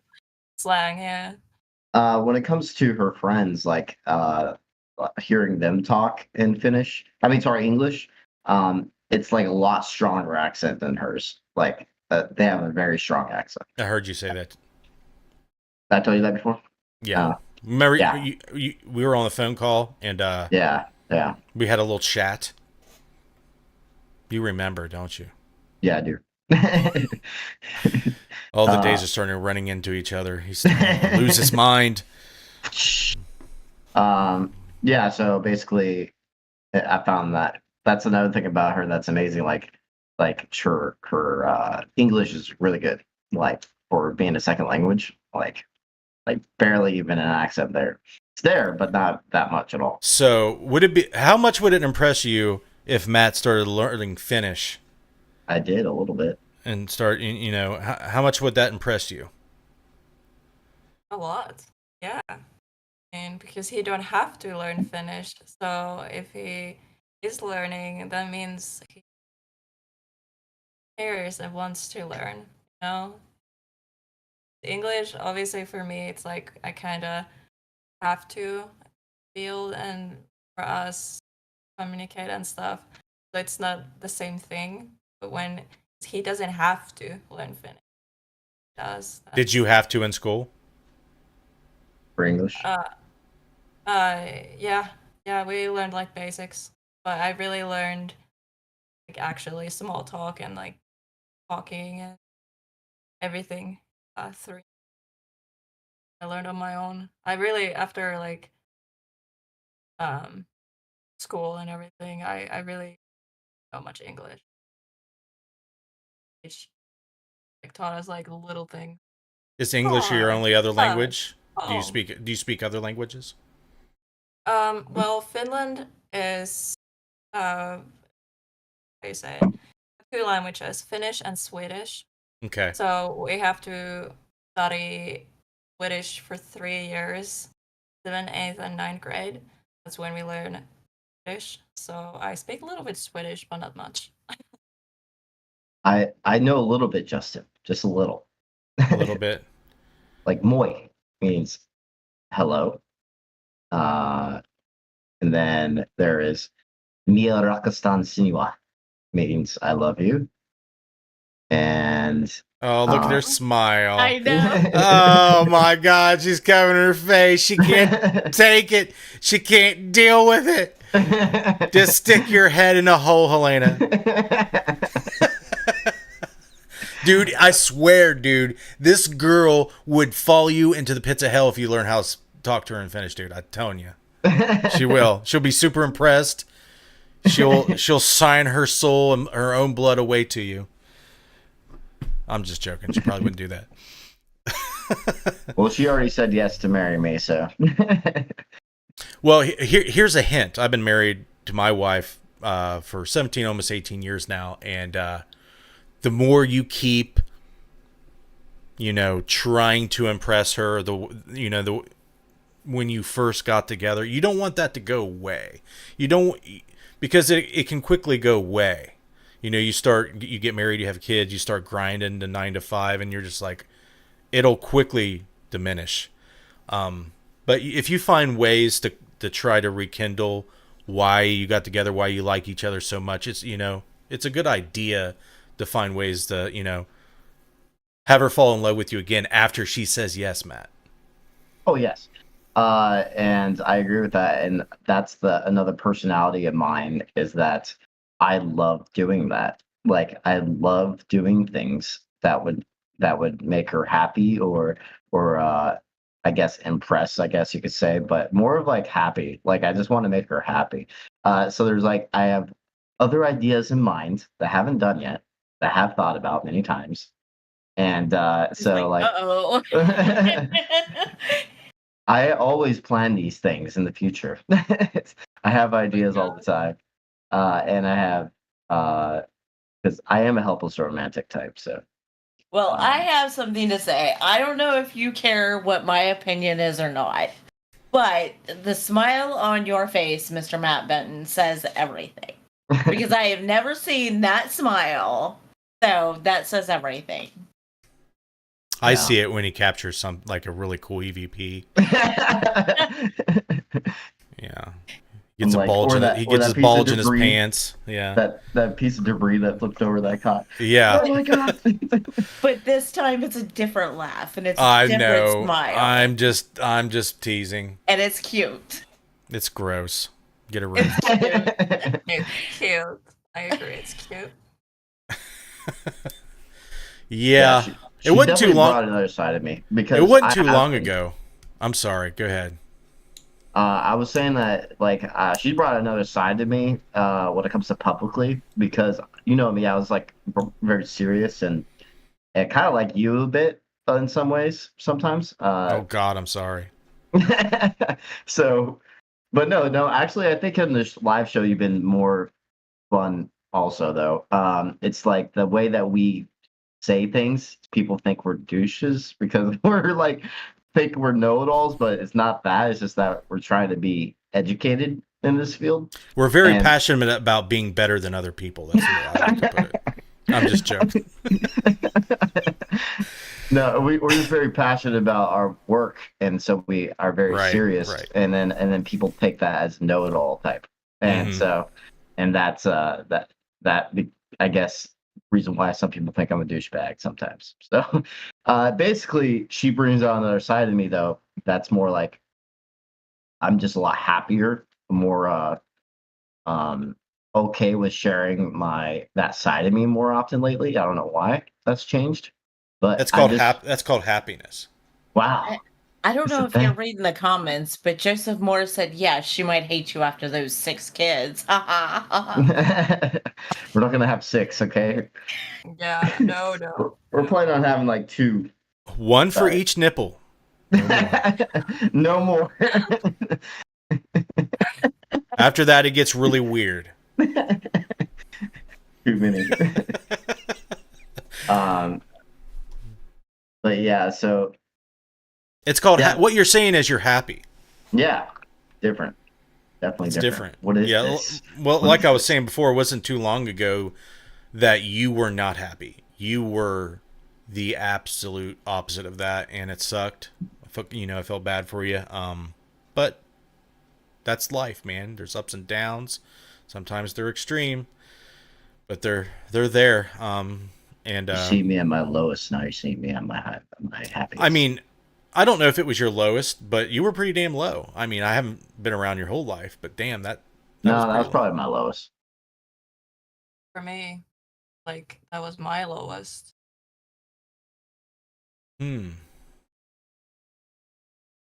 Like happiest. So isn't it strange, like how the human mind works? He seems more relaxed. He does though a lot. I don't have a stick up my ass anymore. Just kidding. Yeah. Yeah, just relax your ass more. Talking about figure of speech. Okay. But what was I going to say? I totally forget now. Thanks. You're welcome. I was going to say, Helena, isn't it weird how the human mind works when Do you think you would have met Matt if you didn't go through your situation? No. Isn't that weird? Yeah, like everything, like I believe in destiny and all this kind of stuff. I know like part of me is like, everything needs to make sense, but then there's the part of me like I believe in like soulmates, twin flames, and divine timing and like everything. So it's like all these karmic relationships you need to go through are where you need Who you are today. to meet the person you're destined to be with. So I feel like I had to go through all that stuff. Well, Fast when do you forward 2 guys years. plan on getting married? So because of the military, and so I can see her more often, and also to help us out, to not just see us more often, actually being able to fund to be able to even pay for the tickets to see us more often. Also, we were thinking like just getting the legal stuff out of the way, courthouse wedding, and then actually have a very nice wedding when I get out of the Marine Corps in 2026. We'll have a lot of time to plan for it, and I actually asked Justin to be my best man at the wedding, and You're gonna have to have the wedding. You're gonna have to have the wedding close to me, man. What if I flew you out? So I would go. what you're saying is that Josh is going to be busy making helmets for all of your groomsmen, right? All of them are gonna have helmets. No, Dude, I'm feeling Oh my kind of God. sick that day, dude. Stomach can't do it. You're gonna have to come up with a best man speech, Dude, Justin. I can wing that shit. Don't even have to think about it. I'll be like, before you lies the premise of Cat Bat Baby. Just imagine it. Yeah. just imagine that shit. It will happen. It'd be glorious. Oh man. Yeah, after Josh rubbed the helmet on my head. God damn. Yeah, you put it on your head. Dude, you're eating the mic, dude. Yeah. I was doing that on purpose. Yeah, I put it on. I had to model it for him, man. Yeah, you had to model it. I know. It looks so fucking good on me. He did some POV work on the Oh, down yeah. low. Oh Dude. shit. Oh yeah. Yeah. I was mining for diamonds. He was mining yeah, your mom. Josh and I were thinking about making them for the public and naming it and seeing how much it costs to make it and put a profit on it and see. Because a lot of people were seem to be interested in the helmet, so Yeah. now we're gonna make this He line of said that, helmets. yeah, he said at Gettysburg that he got a ton of interest in the helmet, which Yeah. doesn't surprise me because it's Gettysburg. And also, it seems to attract past military members. And I was Yes. like, Oh yeah. and so that's why I was like, you know what, this is perfect helmet for the military. And you even have a veteran. Well, I'm in. Well, at the time, well, I guess I'm still in, but I mean, have Right. someone supporting it, and so Exactly. be like, and then yeah, so I think that'd be cool. I was thinking of calling it the Paratac helmet. Paratac helmet. Or just But- call it the Matt tactical helmet.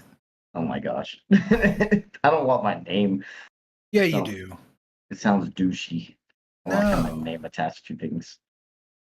Well, see, Dude, kidding. yeah, if your last name was She thought I was a douche when she first met me. I did. I could yeah, see that. I really thought. Why did you think that? Because of his persona? He was. Yeah, and like Explain. what other people are saying, like I have haters. you wouldn't say. Mhm. Haters. So I really Wow. didn't like know him, but I was just like, keeping my distance, especially when he messaged me. I was like, why is he messaging me now? So He's like, oh my god, here comes the dick pics. No. What? no, seriously, I was like, oh, of course, here we go. You know. So the first one she got was, "This is my rifle. This is my gun." Yeah. This is my tactical helmet. Right. And this one's for fun. Exactly. Oh, that's funny. Trust me, the first time I met Matt, I was like, what the fuck is wrong with this guy? Yeah. It's a mental issue, so there's a lot of baggage, a lot of things to unfold there. Yeah. I'm Yeah. sorry. A lot. Yeah, all that quickly fades when you just actually talk to, Right. the guy. And That's one thing that, a lot of people I don't think realize is, Matt kind of comes off a little strange sometimes. And, he talks a lot, but it's once you sit down and talk to him, he's just normal. He's like a bunch of the rest of us. He's got, not normal. well, it depends on what you consider normal, I consider it abnormal. right? A lot of it is just Abnormal. he's got an Normal is overreactive. boring. Yes, he's got an overreactive brain. It constantly works like a bunch of the rest of us. So he's always got stuff going on in there, and he's got to get it out. Oh, I do. I have an issue. I mean, Like yeah, my brain is all over the place. Like Right. it does not turn off. Yeah. It's thinking of so many things at once, and I think that's why I handle high stress environments well, because Yep. I've dealt with it my entire life. My brain's always on overload, so that's why I feel like I am very good under stressful situations. Oh yeah. And That's why I don't slow down. If I slow down, I feel like I'm going freaking crazy, and it's like, why? Because I have to constantly be going. You see, Yeah. you got a shot of Matt just sitting there chilling. He's anxious. He's, moving his leg rapidly. And all of a sudden, the gunfire commences. it's like, Right. finally, People are getting shot, shredded by M60 fire all around him. And he stops shaking. And he just relaxes and calms down.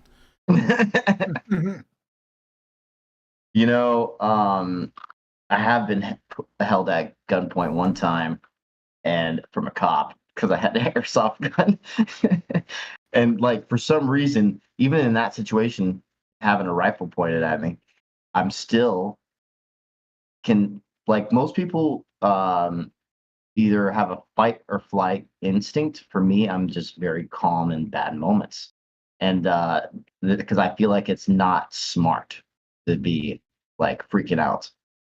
So I don't freak out, as I do the exact opposite. And then I stay very calm minded. Actually, the cop even asked if I was on drugs because how calm I was. Right. He's like, so he's like, "Are you on any drugs?" I'm like, "No." Matt's like, I'm just a body, bro. Why should I freak out? I was curious of what happened when the bullet, went inside me. Right. See, that's kind of my mindset on stuff like that. I wouldn't freak out.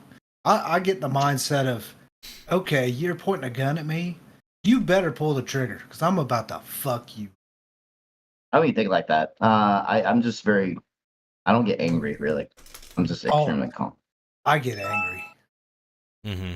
really fast, especially about a 6-pack in. 6-pack in. Matt knows this very well. I Mhm. say shit, and then I'm like, damn, maybe I shouldn't have said that. Just tell us how you really feel. Yeah, see, that's how our group works. They're like, we'll just sick the pit bull on you. Tell them how you really feel, Derek, and then I go eat. That's shit. the only way I can get my daughter to do anything I say. I'd be like, Yeah. if you don't do it, I'm going to call up Derek. And I'm going to give Derek, Uncle Derek's going to have your boyfriend's phone number.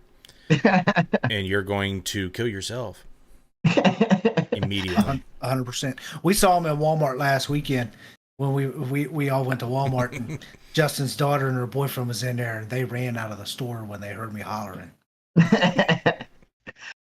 if for some reason I have a gut feeling about this, but I feel like Helena and I are gonna have a daughter. I don't know why I have that gut feeling. I just do. Yeah, I have that feeling too. Or It would make the Oh, whole cat bat baby less weird if it was a Yeah, it girl. would. Oh, way less weird. And so I thought of situations just like this. I'd be like, if she ever got a boyfriend, oh no. Oh no. Oh no! I'll be protective as hell. Yep. Matt would be like, "You see this? I'm gonna shove it up your ass. I'm gonna pull the trigger." You know what? I'm a Marine. Have you been and I have drinking? some haunted, Have you been and I drinking, have Derek? some haunted objects.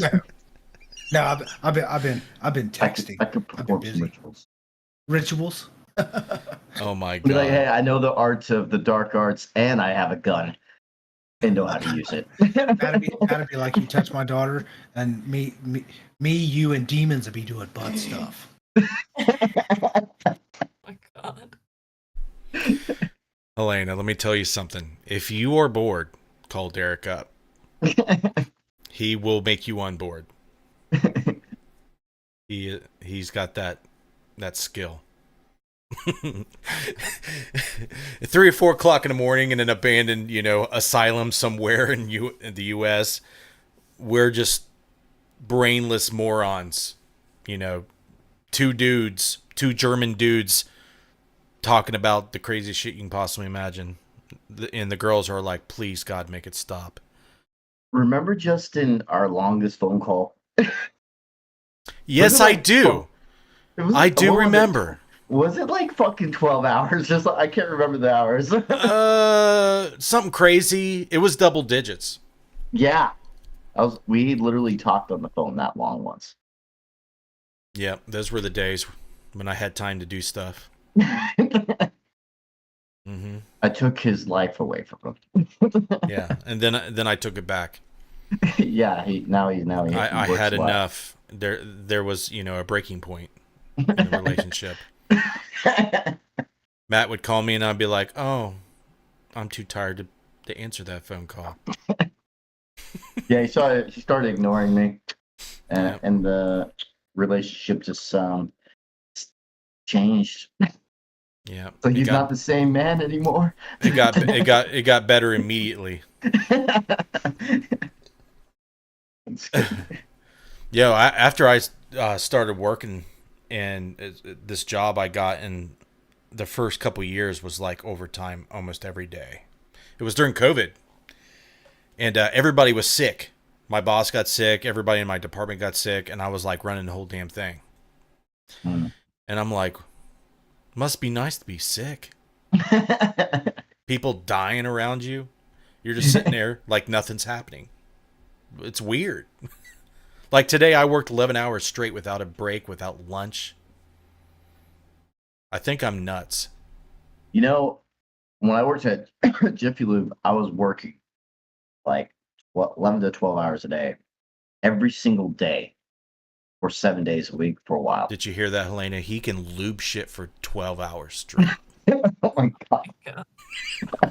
Like, Jiffy Lube. how smart are you, dude?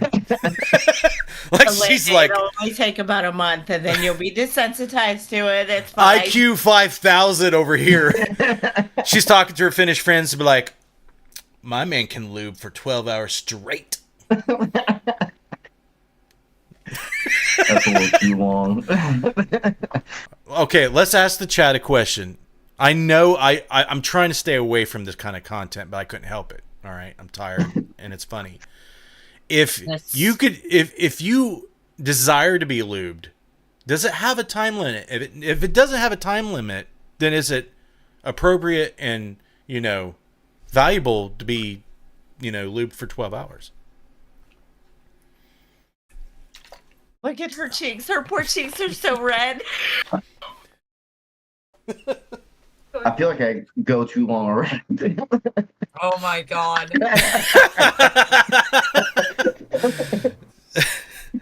Oh shit. TMI. Oh shit. Yeah. We won't do that to her. We're drawing the line. I'll tell you what, my daughter hates me. She hates me. I'm so We were making inappropriate. jokes about this that we'll be such embarrassing parents. We'll embarrass the shit out of our kids. The boy who cried nerve said, "Oh, if he can lube things up, for sure, he can lube up in a jiffy." That's right. And by jiffy, he means 3 seconds. Like 1, 2, hey. Now Matt's cheeks are red. I'll tell you what, the older you Both get, are the better this sounds, Helena. I'm going to tell you that right now.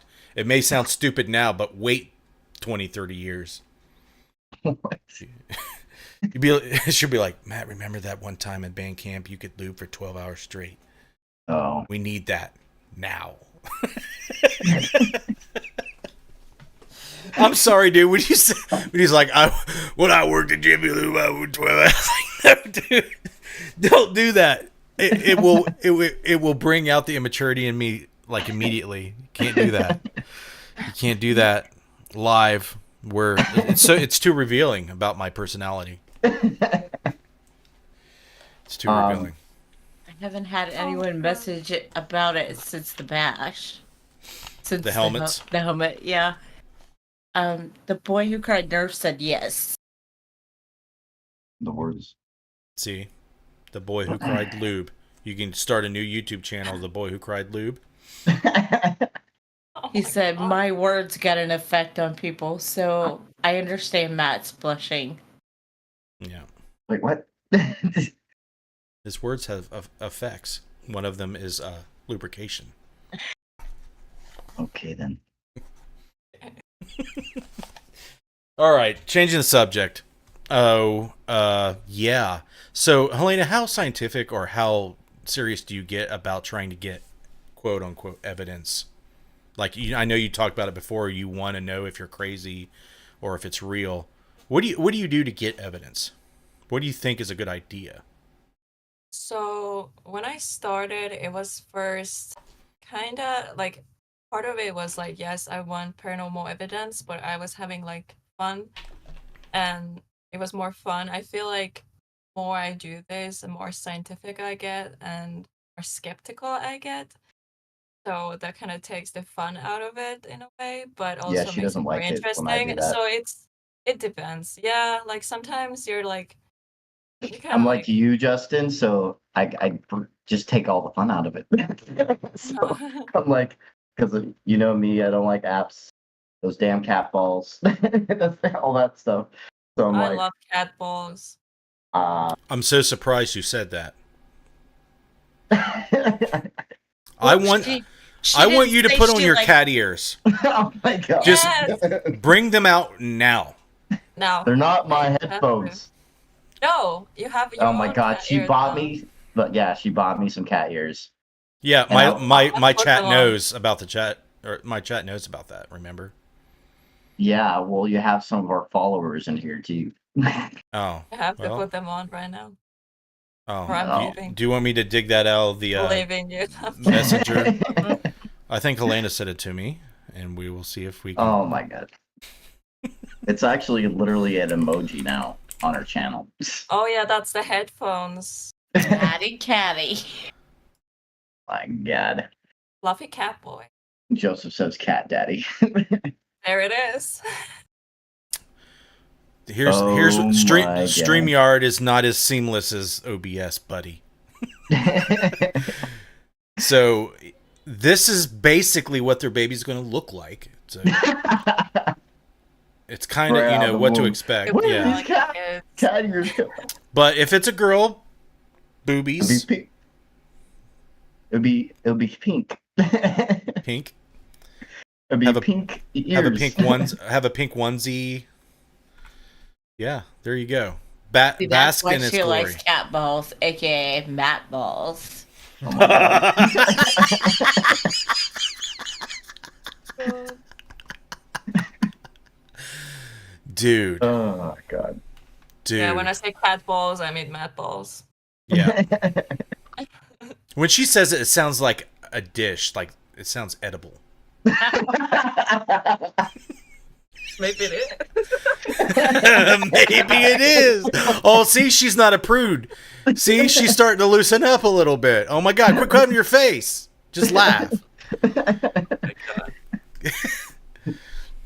Oh, my It's face okay. hurts from smiling. See the real side of her is coming out. It's Unintended. okay. Crazy. I mean, it's cool. It's fun, you know. Being newly Yeah. hooked up with somebody is fun. It's cool. You put I remember. spaghetti with a side of Finnish Matt balls. That's right. I just threw up in my mouth a little bit, but that's okay.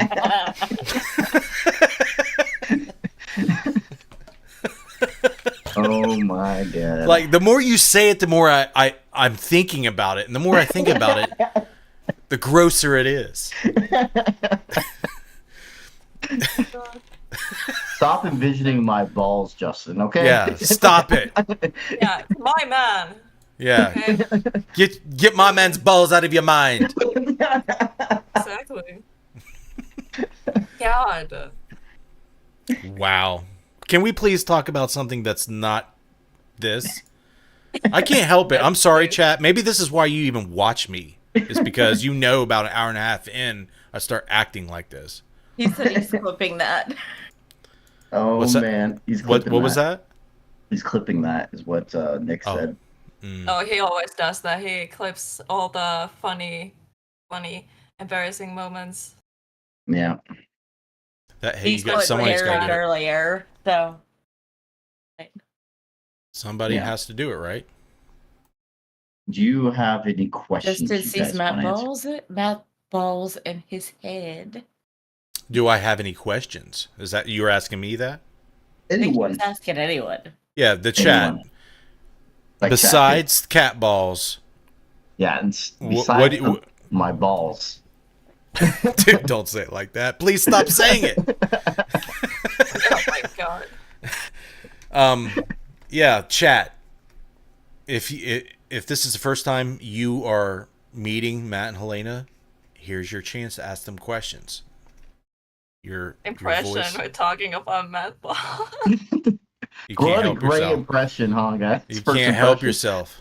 So, People subscribed in the beginning and they were like, oh, never mind, unsubscribe. how do you say Matt balls in Finnish? Just out of curiosity. I don't even know. Is it honestly. written up on the wall? Where are you looking at over there?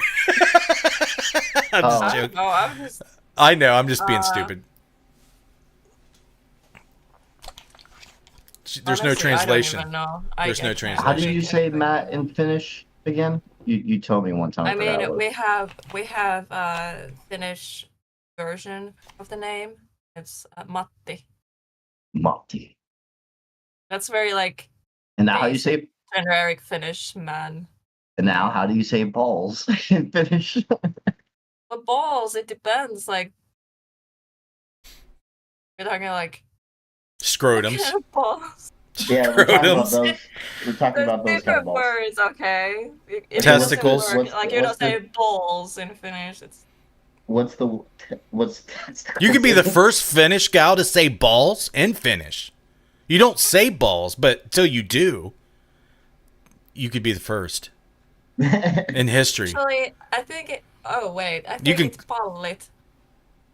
It's about it. Pallit.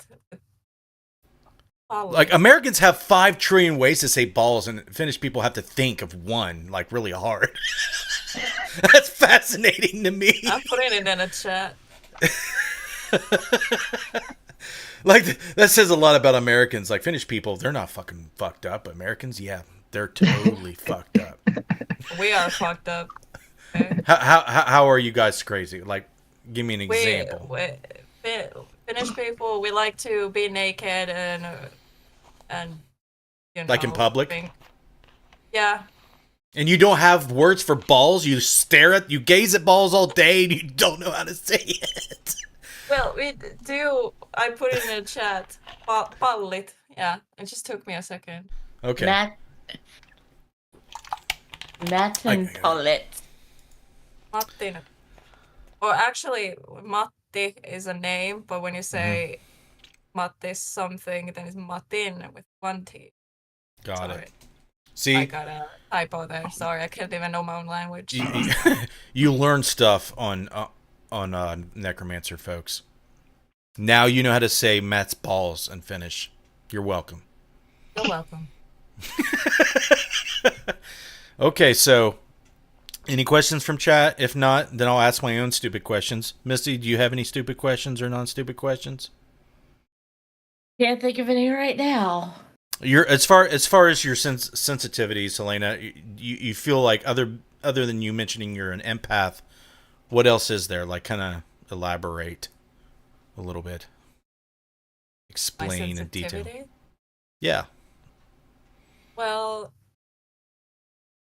I don't know. Like I can sense what people think and their emotions, and also like living people and dead energies around me. And um also, like, if someone is sad, that can actually affect me and make me sad. So yeah, I get affected a lot, and also drained very quick around people.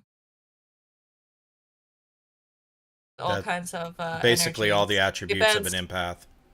Yeah. Yeah, it depends. Like, it doesn't even matter what kind of energy. It can be like negative or happy or sad or whatever. It just, the different energies around it drains me. So I have very limited social, what do you call it? Interaction.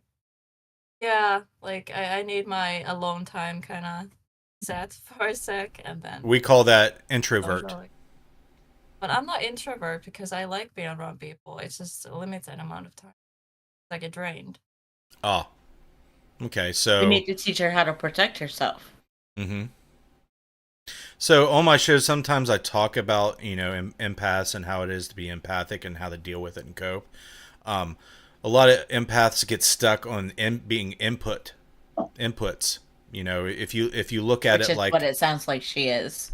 yeah, if you look at kind of like an electronic device, right? You can plug it in and information and electricity and data goes in, and then there's a plug where everything goes out. Okay.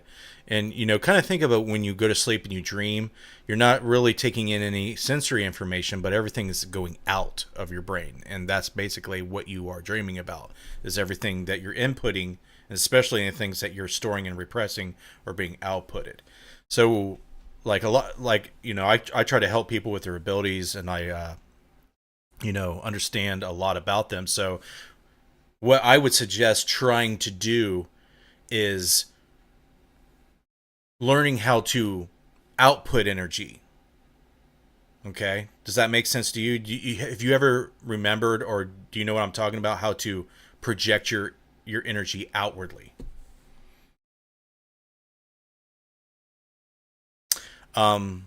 Probably. What I would suggest. Are you interested in energy healing at all? Yes, actually, I am interested. Okay, so Topic. I'm very new to this world, but I'm very right. interested. So that's an output. So if you were to research that and then eventually get to a chance to learn how to do it, that will help you tremendously. Yeah. Or envision your safe space. Like, in Matt's arms, wherever it may be, envision your safe space. And when you feel grounded, overwhelmed, like, yeah. yeah. And when you feel overwhelmed, go there in your head. What is Yeah. your safe space? I really don't know. Like, whether it be in just Matt's panic bed. and it's chaotic in my head. Like I tend to Sounds like me. I overthink everything, Sounds and like me. overthinking goes into anxiety and anxiety attack. So Well, I like need the way that you feel when Or- Matt hugs you. That's like a safe space for you. yeah. So go there. Thanks, Connor. Nice When seeing you you, feel buddy. overwhelmed, go there. Well, that's the thing. Like, in like past relationships and everything, I feel like every time I got overwhelmed or I got anxiety or something, it always got worse and worse because I feel like nobody ever like really understood how to be in that situation. And I don't blame them, honestly. But what's with me and Matt is that he understands me, and because he's so calm, he never gets like angry or like really like frustrated, or at least he doesn't like show it, and calms me down. Yeah. So Like go there.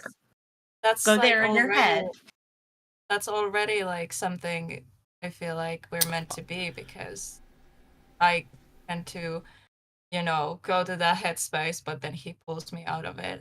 And Instead, I like what Missy's saying, but instead of trying to use Matt, try to emulate Matt. Because, when he goes in a location, he feels protected. Intuitively, he feels protected. And in the Harrisville Haunting film, he let that down just so he could get to the next step of experience. But he is a lot of output. And, probably being around him is very cathartic and very healing. It sounds like that's what you're saying. It makes you feel safe. It makes you feel loved. And, all those things that, generally are draining. You've been in relationships that just drains the holy shit out of you. Matt seems like he's doing the opposite. Instead of trying to think about Matt protecting you, try to emulate what he is doing. Try to do something similar and really look at what he's doing. He's having to prepare himself to go into situations that are dire. And that's where he thrives. You have to have a lot of output to do that, because if you don't, you're gonna die. You're gonna wish you did. Real fast, right? turn into a therapy session. No, Well- I think that's actually very interesting because No, I do really something like very. that topic. I actually find that also the reason why I feel like I'm like this is because my dad. I didn't ever want to be like my dad. He had some anger issues, especially when I was younger. It was a lot worse when I was younger, and I never wanted to be like that. So I think mentally, because of that, and going through that, I turned to the exact opposite of him, and I think that's kind of why I am the way I am today. It's because of that. So it's kind of weird that negative thing affected me in a good way. Um, but I guess it could also be bad too sometimes because people can use me as, at least when I was younger, not as much anymore. I kind of stay away from that. I mean, I've learned to um, not let people use me as much, but when I was younger, people would take advantage of me just being a nice guy and also being very calm-minded and all that. And so it's a little bit, I was more of a pushover when I was younger. So I see you there, I have Volkfire. another question, honey. Have you ever grounded yourself? Have you ever went outside and stood in the dirt? Yeah, and actually that helps. For me, it's forests and water. Mm-hmm. I haven't done that in a long time. I'll send you a message on a detox bath. That's what you need. Oh, But you Yeah. can't have a dog though. Yeah, no doubt. Because she won't let you detox. huh. But I'll send you some information on it. Cool. I'm very interested. and I'll join you. Just kidding. Yeah, No. a lot of the research that we do in interface death is what we call psychical research. We investigate people who feel like they believe they have abilities or claim they do, and we kind of investigate psychics and psychic phenomena like we would a haunting or anything like that. And we do experiments and we try to look at the nuts and bolts of all that to better explain what's going on there, because I feel like psychic phenomena has a lot to do with the paranormal, having experiences, so on and so forth. I feel like being alive after your body dies has to be some type of psychic phenomenon in itself. Yeah. Like I know I'm an empath, but I don't know if I'm something more. Like I feel like I'm what's the word? Spiritual awakening. Started to feel and experience, see more. Like for example, I started to see shadow people. So I don't know. It's like some people say I'm also having like a third eye opening. So I don't really know about this stuff. So I would really like to learn like about myself, like what are actually my um Abilities I don't know, are. abilities. Yeah. So Who am I? What am I? Because I don't even know. some of the research I've been doing with shadow people involve a protein is found in insects and birds. Have you heard about this Cry4 cryptochrome protein that scientists have discovered in birds, like for sun navigation? Like they're born right, they've always known how to find true north, and we've always been trying to figure out why. Well, they figured out that there is a protein in the eye that has a quantum effect, and you can see overlaid on your vision the magnetic field lines that the Earth produce, and they can point to the north, and they can see that.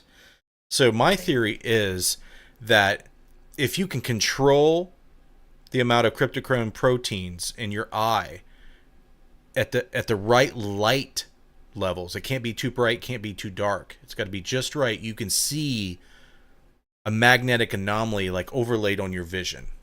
And that is something I would love to prove. And it wouldn't be hard. You just need, people willing to inject your eyeballs with Cry4 cryptochromes. Oh my gosh. Yes. No, nothing with Matt's eyes. like, I don't know I'm what to do with first. my eyeballs. No. But I believe that there's a lot of things that the human body is capable of, but it just lays dormant. Like we don't use them for whatever reason. Actually, for me, ever since the Harrisville haunting was the first time I was really trying to open up again. Mm-hmm. And I did it again at the Monroe house. Every single time I'm opening myself up like that, I get very interesting results. Just completely letting go. And I can't wait until you see what happened at the Monroe house with me. Just it's very intriguing. Very weird. Creeped Helena out. Oh my gosh. Yeah. I creeped everyone out. Do you want to read Volkfire's comment real quick? Hi, Spirit Stalker. I can. He said, not sure who the lady is, but she can find so many books on these subjects. I think she would benefit from researching it independently to come to her own conclusions. That is true, but you also want to talk to people too, like shows like this, or podcasts. I don't need to tell her everything. I can steer her in the right direction and let her do her own research. Right. It does help to read and do research, but it also helps to hear what other people think and feel about the subject matter. Right. Just to give you a different look. A lot of people, I've learned a lot from people, things I wouldn't have thought of myself. It kind of opened my mind. And that's what I like to do on my shows. I like to get people thinking and open their mind to, thinking outside the box. Yeah. But she sounds just like me. Water and the woods.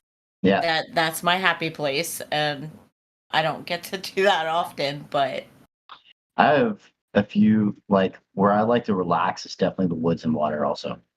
That's it. That I even told Helena that, like, where I want to live is in the woods. Do you want to know why that is? I want to live in a... Because we're animals. Yeah, well, that makes sense. Mammals. Yeah. We used to live in the woods for like hundreds of thousands of years. It's only been very, very recently that we haven't lived in that environment. And it's only been very recent that we've worn stuff on our feet. So we haven't been grounded like we've always been. Native Americans. It does help to talk to people. Like, want to live in cities and don't feel connected. I don't like living in cities. I'm repulsed by it. I'm like, no. Like, sometimes, yeah, it's nice to visit, but then I'm like, no, and never again. And then I go back to forest. I'm going to buy a house. We're thinking about maybe a cabin-like house. And I'm going to use my VA loan. We're going to go get a house in some forest area. But somewhat close to a city so I can get a job, obviously. So like an hour max. I'm not going to go farther than an hour. That's going to be annoying. So yeah, I think that's something we definitely want to do. We've talked about what we want to do in our future, and we kind of like everything in our future aligns, like what we want in our lives, like everything. Which is Everything. So as you guys are talking, I'm going to show them pictures of Finland because I freaking love it. yeah. Oh it's my beautiful there. word. Yeah, that's I'm very coming to northern part of visit. Finland. That's like the north. Oh, I love it there. It's Yeah, so like beautiful. if you, like one of my dreams is to go to Sweden and Finland and Norway and all those places. Yeah, I'm actually heading to Finland in December. We I are. want to take you to the northern part of Finland, but during Christmas time, everything is It's- expensive and everything's booked. You're Yeah, able to do it. yeah. It's so beautiful out there. One Cabin second, in the woods. I'll be right back. I need to go to the restroom real quick. It reminds me in a Okay, way go. like Canada, like Ontario.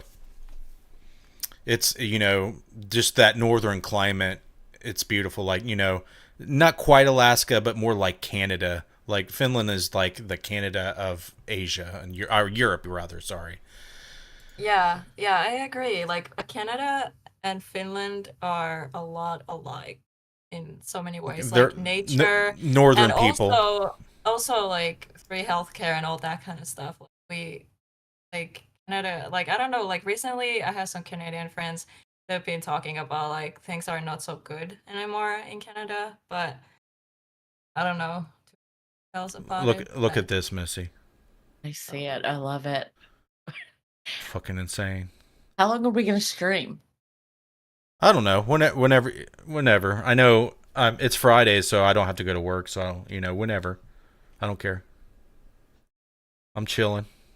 TJ said it does help to talk to people just for validation and to make sure you aren't crazy. It does. I'm obsessed with talking to people that aren't fucked up, you know. Voltfire says stream forever. Stream forever. Forever. Stream forever. Matt, just go to the bathroom. Yeah, yeah, when I think of Finland and Sweden, I think about Canada. That's what I think about. There's a couple YouTubers I watch that are from, I think he's from Finland. I'm not sure. Or it could be Denmark. I can't remember. I'm so tired. My brain's Swiss cheese. But they vlog all the time and do all kinds of insane photography, and you just shit you don't have in the States unless you live in Alaska or some of the, you know, some of the northern states that border Canada. No, I remember being in South Dakota during the winter, and oh my god, it was freaking a winter holocaust. Helena, did you see me post this? This is insane. Did you see this thing? This is I did. a 2,000-year-old Roman rock crystal 20-sided die. 2,000 How old? years. 2,000. It's got Greek symbols on them. I didn't know it's actually that old. Like, They have a way. This is a Museum of Artifacts Facebook page that I follow, and yeah.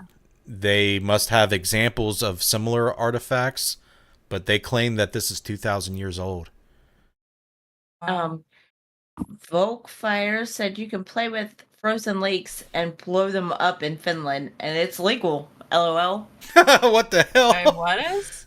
Blowing frozen lakes up? Hell yeah! Sounds like America. America. Like blowing stuff up. TJ Sheldon said Justin Bieber is a YouTuber from Canada. A YouTuber. Everybody's a YouTuber nowadays. Some are, you know, better than others. Yeah.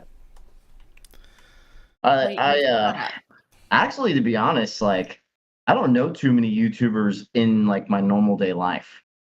Like obviously we're connected to people like YouTubers now because we're using social media and everything. But in everyday life, I don't meet many. Like I don't. It's like I don't meet that many people in either. I don't either. I Yeah, don't so- either. so- It's not common. so I know I made it's- it sound common, but it's not. Yeah, I don't think it's that common. Well, it's more common than it was 10, 20 Oh years yeah, ago, definitely, definitely. There's still a lot of people doing it, but there's also a lot of people on Earth. So, sure. Elena, I'll show you this. My daughter is like maybe 6 there. I used to play in a band, and she's holding my guitar, one of my guitars there. Oh, that's Check so her out. cute. Aw, guitar is same size of. I know, right? Look how small she is. She's only 5'1" now. Oh. But I don't know how much you've seen my Facebook posts, but I'll show you what she looks like now. If I get Derek to said Jessica is from Southern Canada. I want to go to Northern Finland, babe. That'd be cool. There she is. I win. Okay, let's see. You can't? It's Yeah, just no, harder to see because it's a smaller Yeah. screen for us. Yeah, it's smaller Oh. screen. Wow, Well- beautiful. Not little anymore. Yeah. Yeah, I'm gonna not go back quick. having a daughter. I have 2 boys and 1 girl, and I tell you what, it is. I feel like, especially a man, I can't speak for a woman, but for a guy, you learn so much about women and the female, body and the female mind, that it improves masculinity. It helps you. It's kind of like she has your traits. She's a part of you, but she's a woman. Does that make sense? It's like she's a yin to my yang. So it's kind of like a balancing perspective of, how you look at the human race and how you interact as a person. I it's really find that interesting because Helena and I have talked this. I know she obviously you're talking about daughters and everything, but for her and I, like we're like kind of like that yin and yang in a lot of ways because there's a lot of things that are so similar about us, like weirdly similar, and then there's other things that are either more feminine about her and things that, like for example, some of the things like just random things like her night terrors and stuff like that. I'm an extremely light sleeper, so I'm waking up every time she's having one, and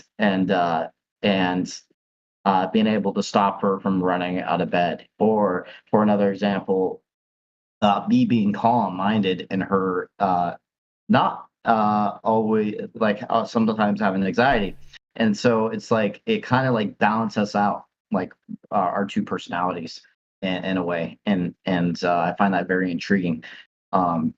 That we're so very similar, but also different enough to where we kind of like balance each other in a way. It's interesting. for sure. Absolutely. It could be your partner. It could be your child. It could be a friend. Doesn't matter. I really I've been these past 2 years. I've been really wanting a child. I don't know why. Like it's just been hitting me a lot lately. And this would be even before I even met her.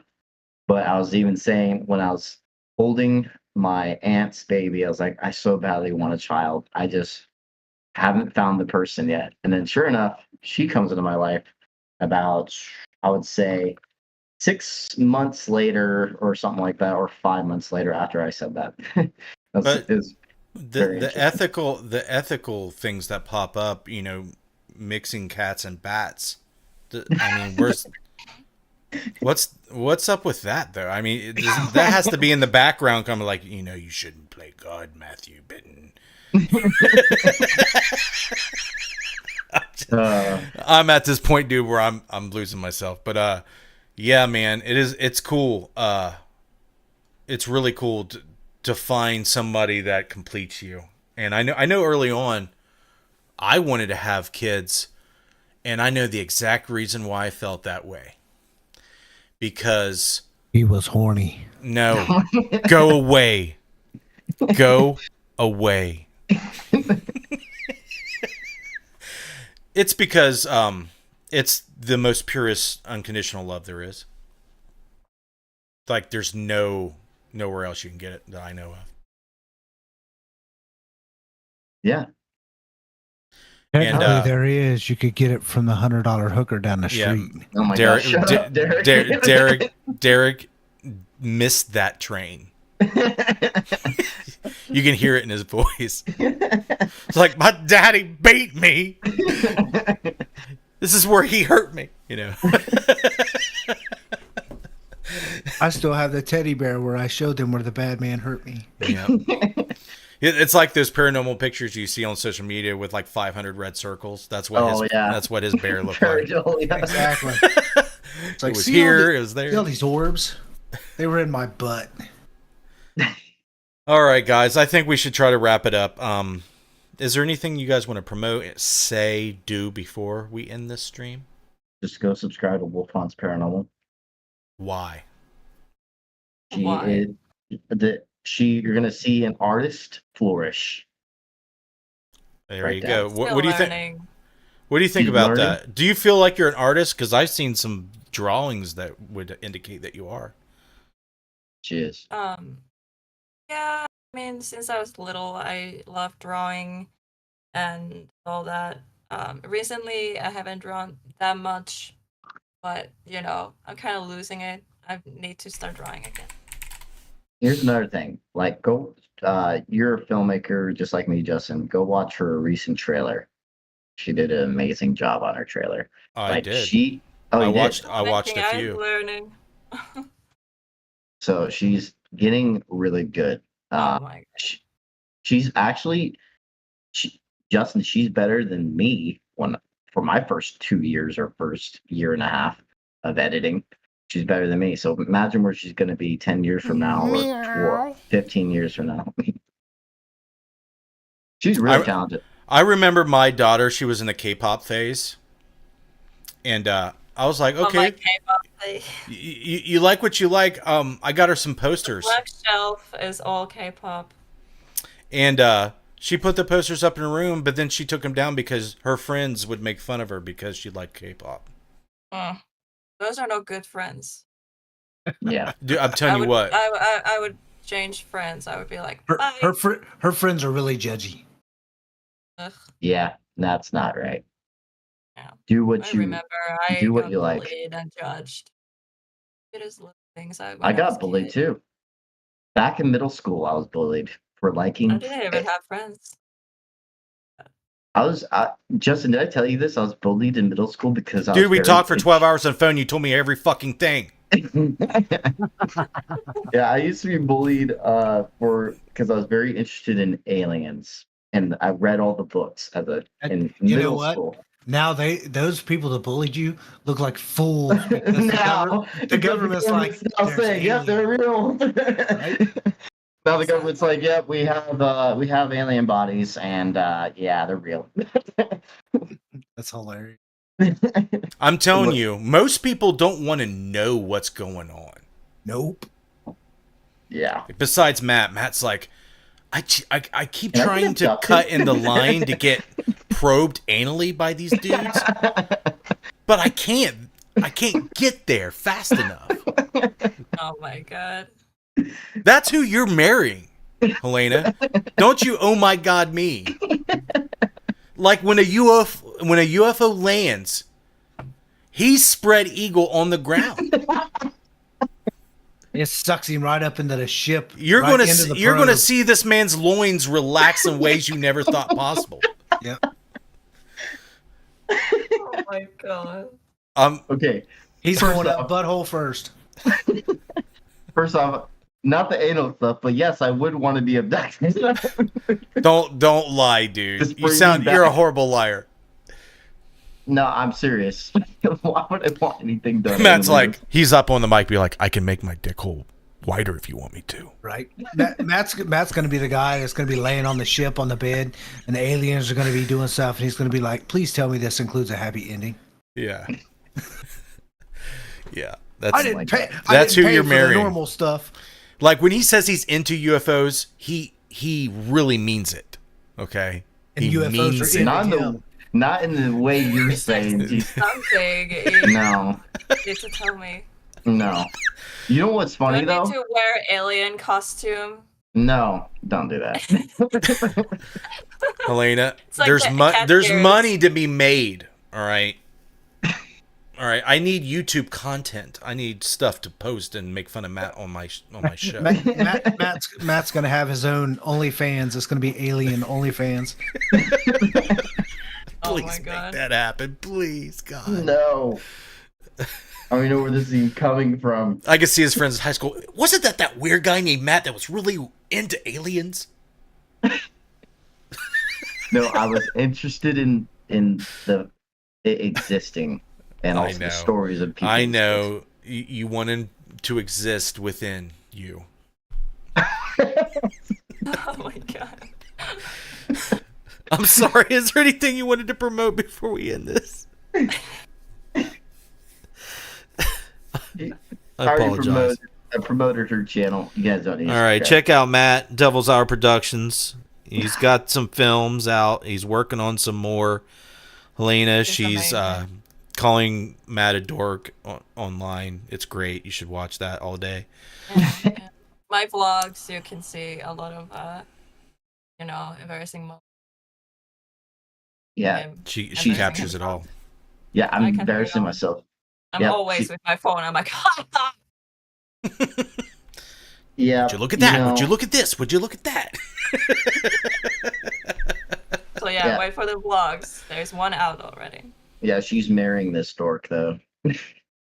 Well, That's I'm right. dark too, so Yep. You gotta have. There's You two of gotta have. us. You gotta have the stuff in common. it's end of the world. There's two of us now. Yep. A rift will open up, and cat bat baby will emerge. Where does the bat come from? Because Where's that? I have always liked Batman. Dude, Like, you don't know this about your fiance? I Like, haven't You're read going to about have- I it. remember I heard this like very quickly, once, and I was a little bit like, What is this about?" So I really Just don't know. wait. On your honeymoon night, he's just gonna come from the shadows. Oh my God. Helena, No, okay. I've I just waited my relate- whole life. I relate to Batman in some small ways, not the rich part, but the dark and brooding side. So I really am dating a dork or marrying a dork. dude, Oh you. my God. I'm engaged I don't- to a dork. Yeah, I don't know if you could have found a bigger one. I'm trying to think. No. You did well. Congratulations. You scored. Yeah, I found my weirdo. you did. I can be my weird self with him. Yeah. And So I'm he'll like, yes, finally, I'm not the weird one. Yeah.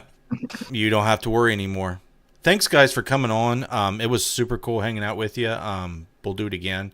I'm trying to just have people come on, even if it's just viewers and people in the chat who just want to hang out. And, I got plans to bring in people from TV, people who do what we do, shoot films, I'm investigate the surprised you paranormal. didn't say any of our stories, any embarrassing or funny stories. We can save them for next time. The embarrassing stories. Okay. Yep. There's a live stream dedicated for only that. There you go. You're Let's hosting this embarrass one, Matt. though. Yeah, you can host that one. All right. Ladies and gentlemen, thank you. If you want to hang out in the call, guys, while I wrap this up, you may. If you need to get off here, sayonara. Thanks for watching, but stand by. So, if you're new to the channel, new to the stream, social media, Facebook, Instagram, I don't know why it just locked up. It's probably just lagging. YouTube and Twitter. I don't post anything on Twitter. I'm sorry, but maybe I should. You can follow me if you want. Definitely try it out. Patreon, if you want to check out our Patreon, I will link it if you would like. Here is the link for that. Oh, it's long. And maybe if I was more prepared, I would have the stream up on. Here we go. There's Patreon on Facebook. People you see on the screen, they've been pledging for a very long time. If it wasn't for them, I definitely wouldn't be doing this as consistently as I have been for the last, how long, Missy? 5 years, 7 years have I been streaming? Long time. A long time. All right. That's where I'm going to leave it, guys. Thank you very much for joining us. Next week, I don't know what day. We're doing random days. Whatever the guest wants and whatever you guys want, let me know. It'll probably be Tuesday, Wednesday, Thursday. I generally don't want to do a Friday unless I got to, but I will. But you guys stay groovy. It'll be on Tuesday. Tuesday? Okay. Yes. What are we having on? Like Holly Arden? DiMaggio. Holly DiMaggio. Okay. Tune in next week, Tuesday, 8 p.m. Eastern for Holly's shenanigans. You guys have a good night. We'll see you next time.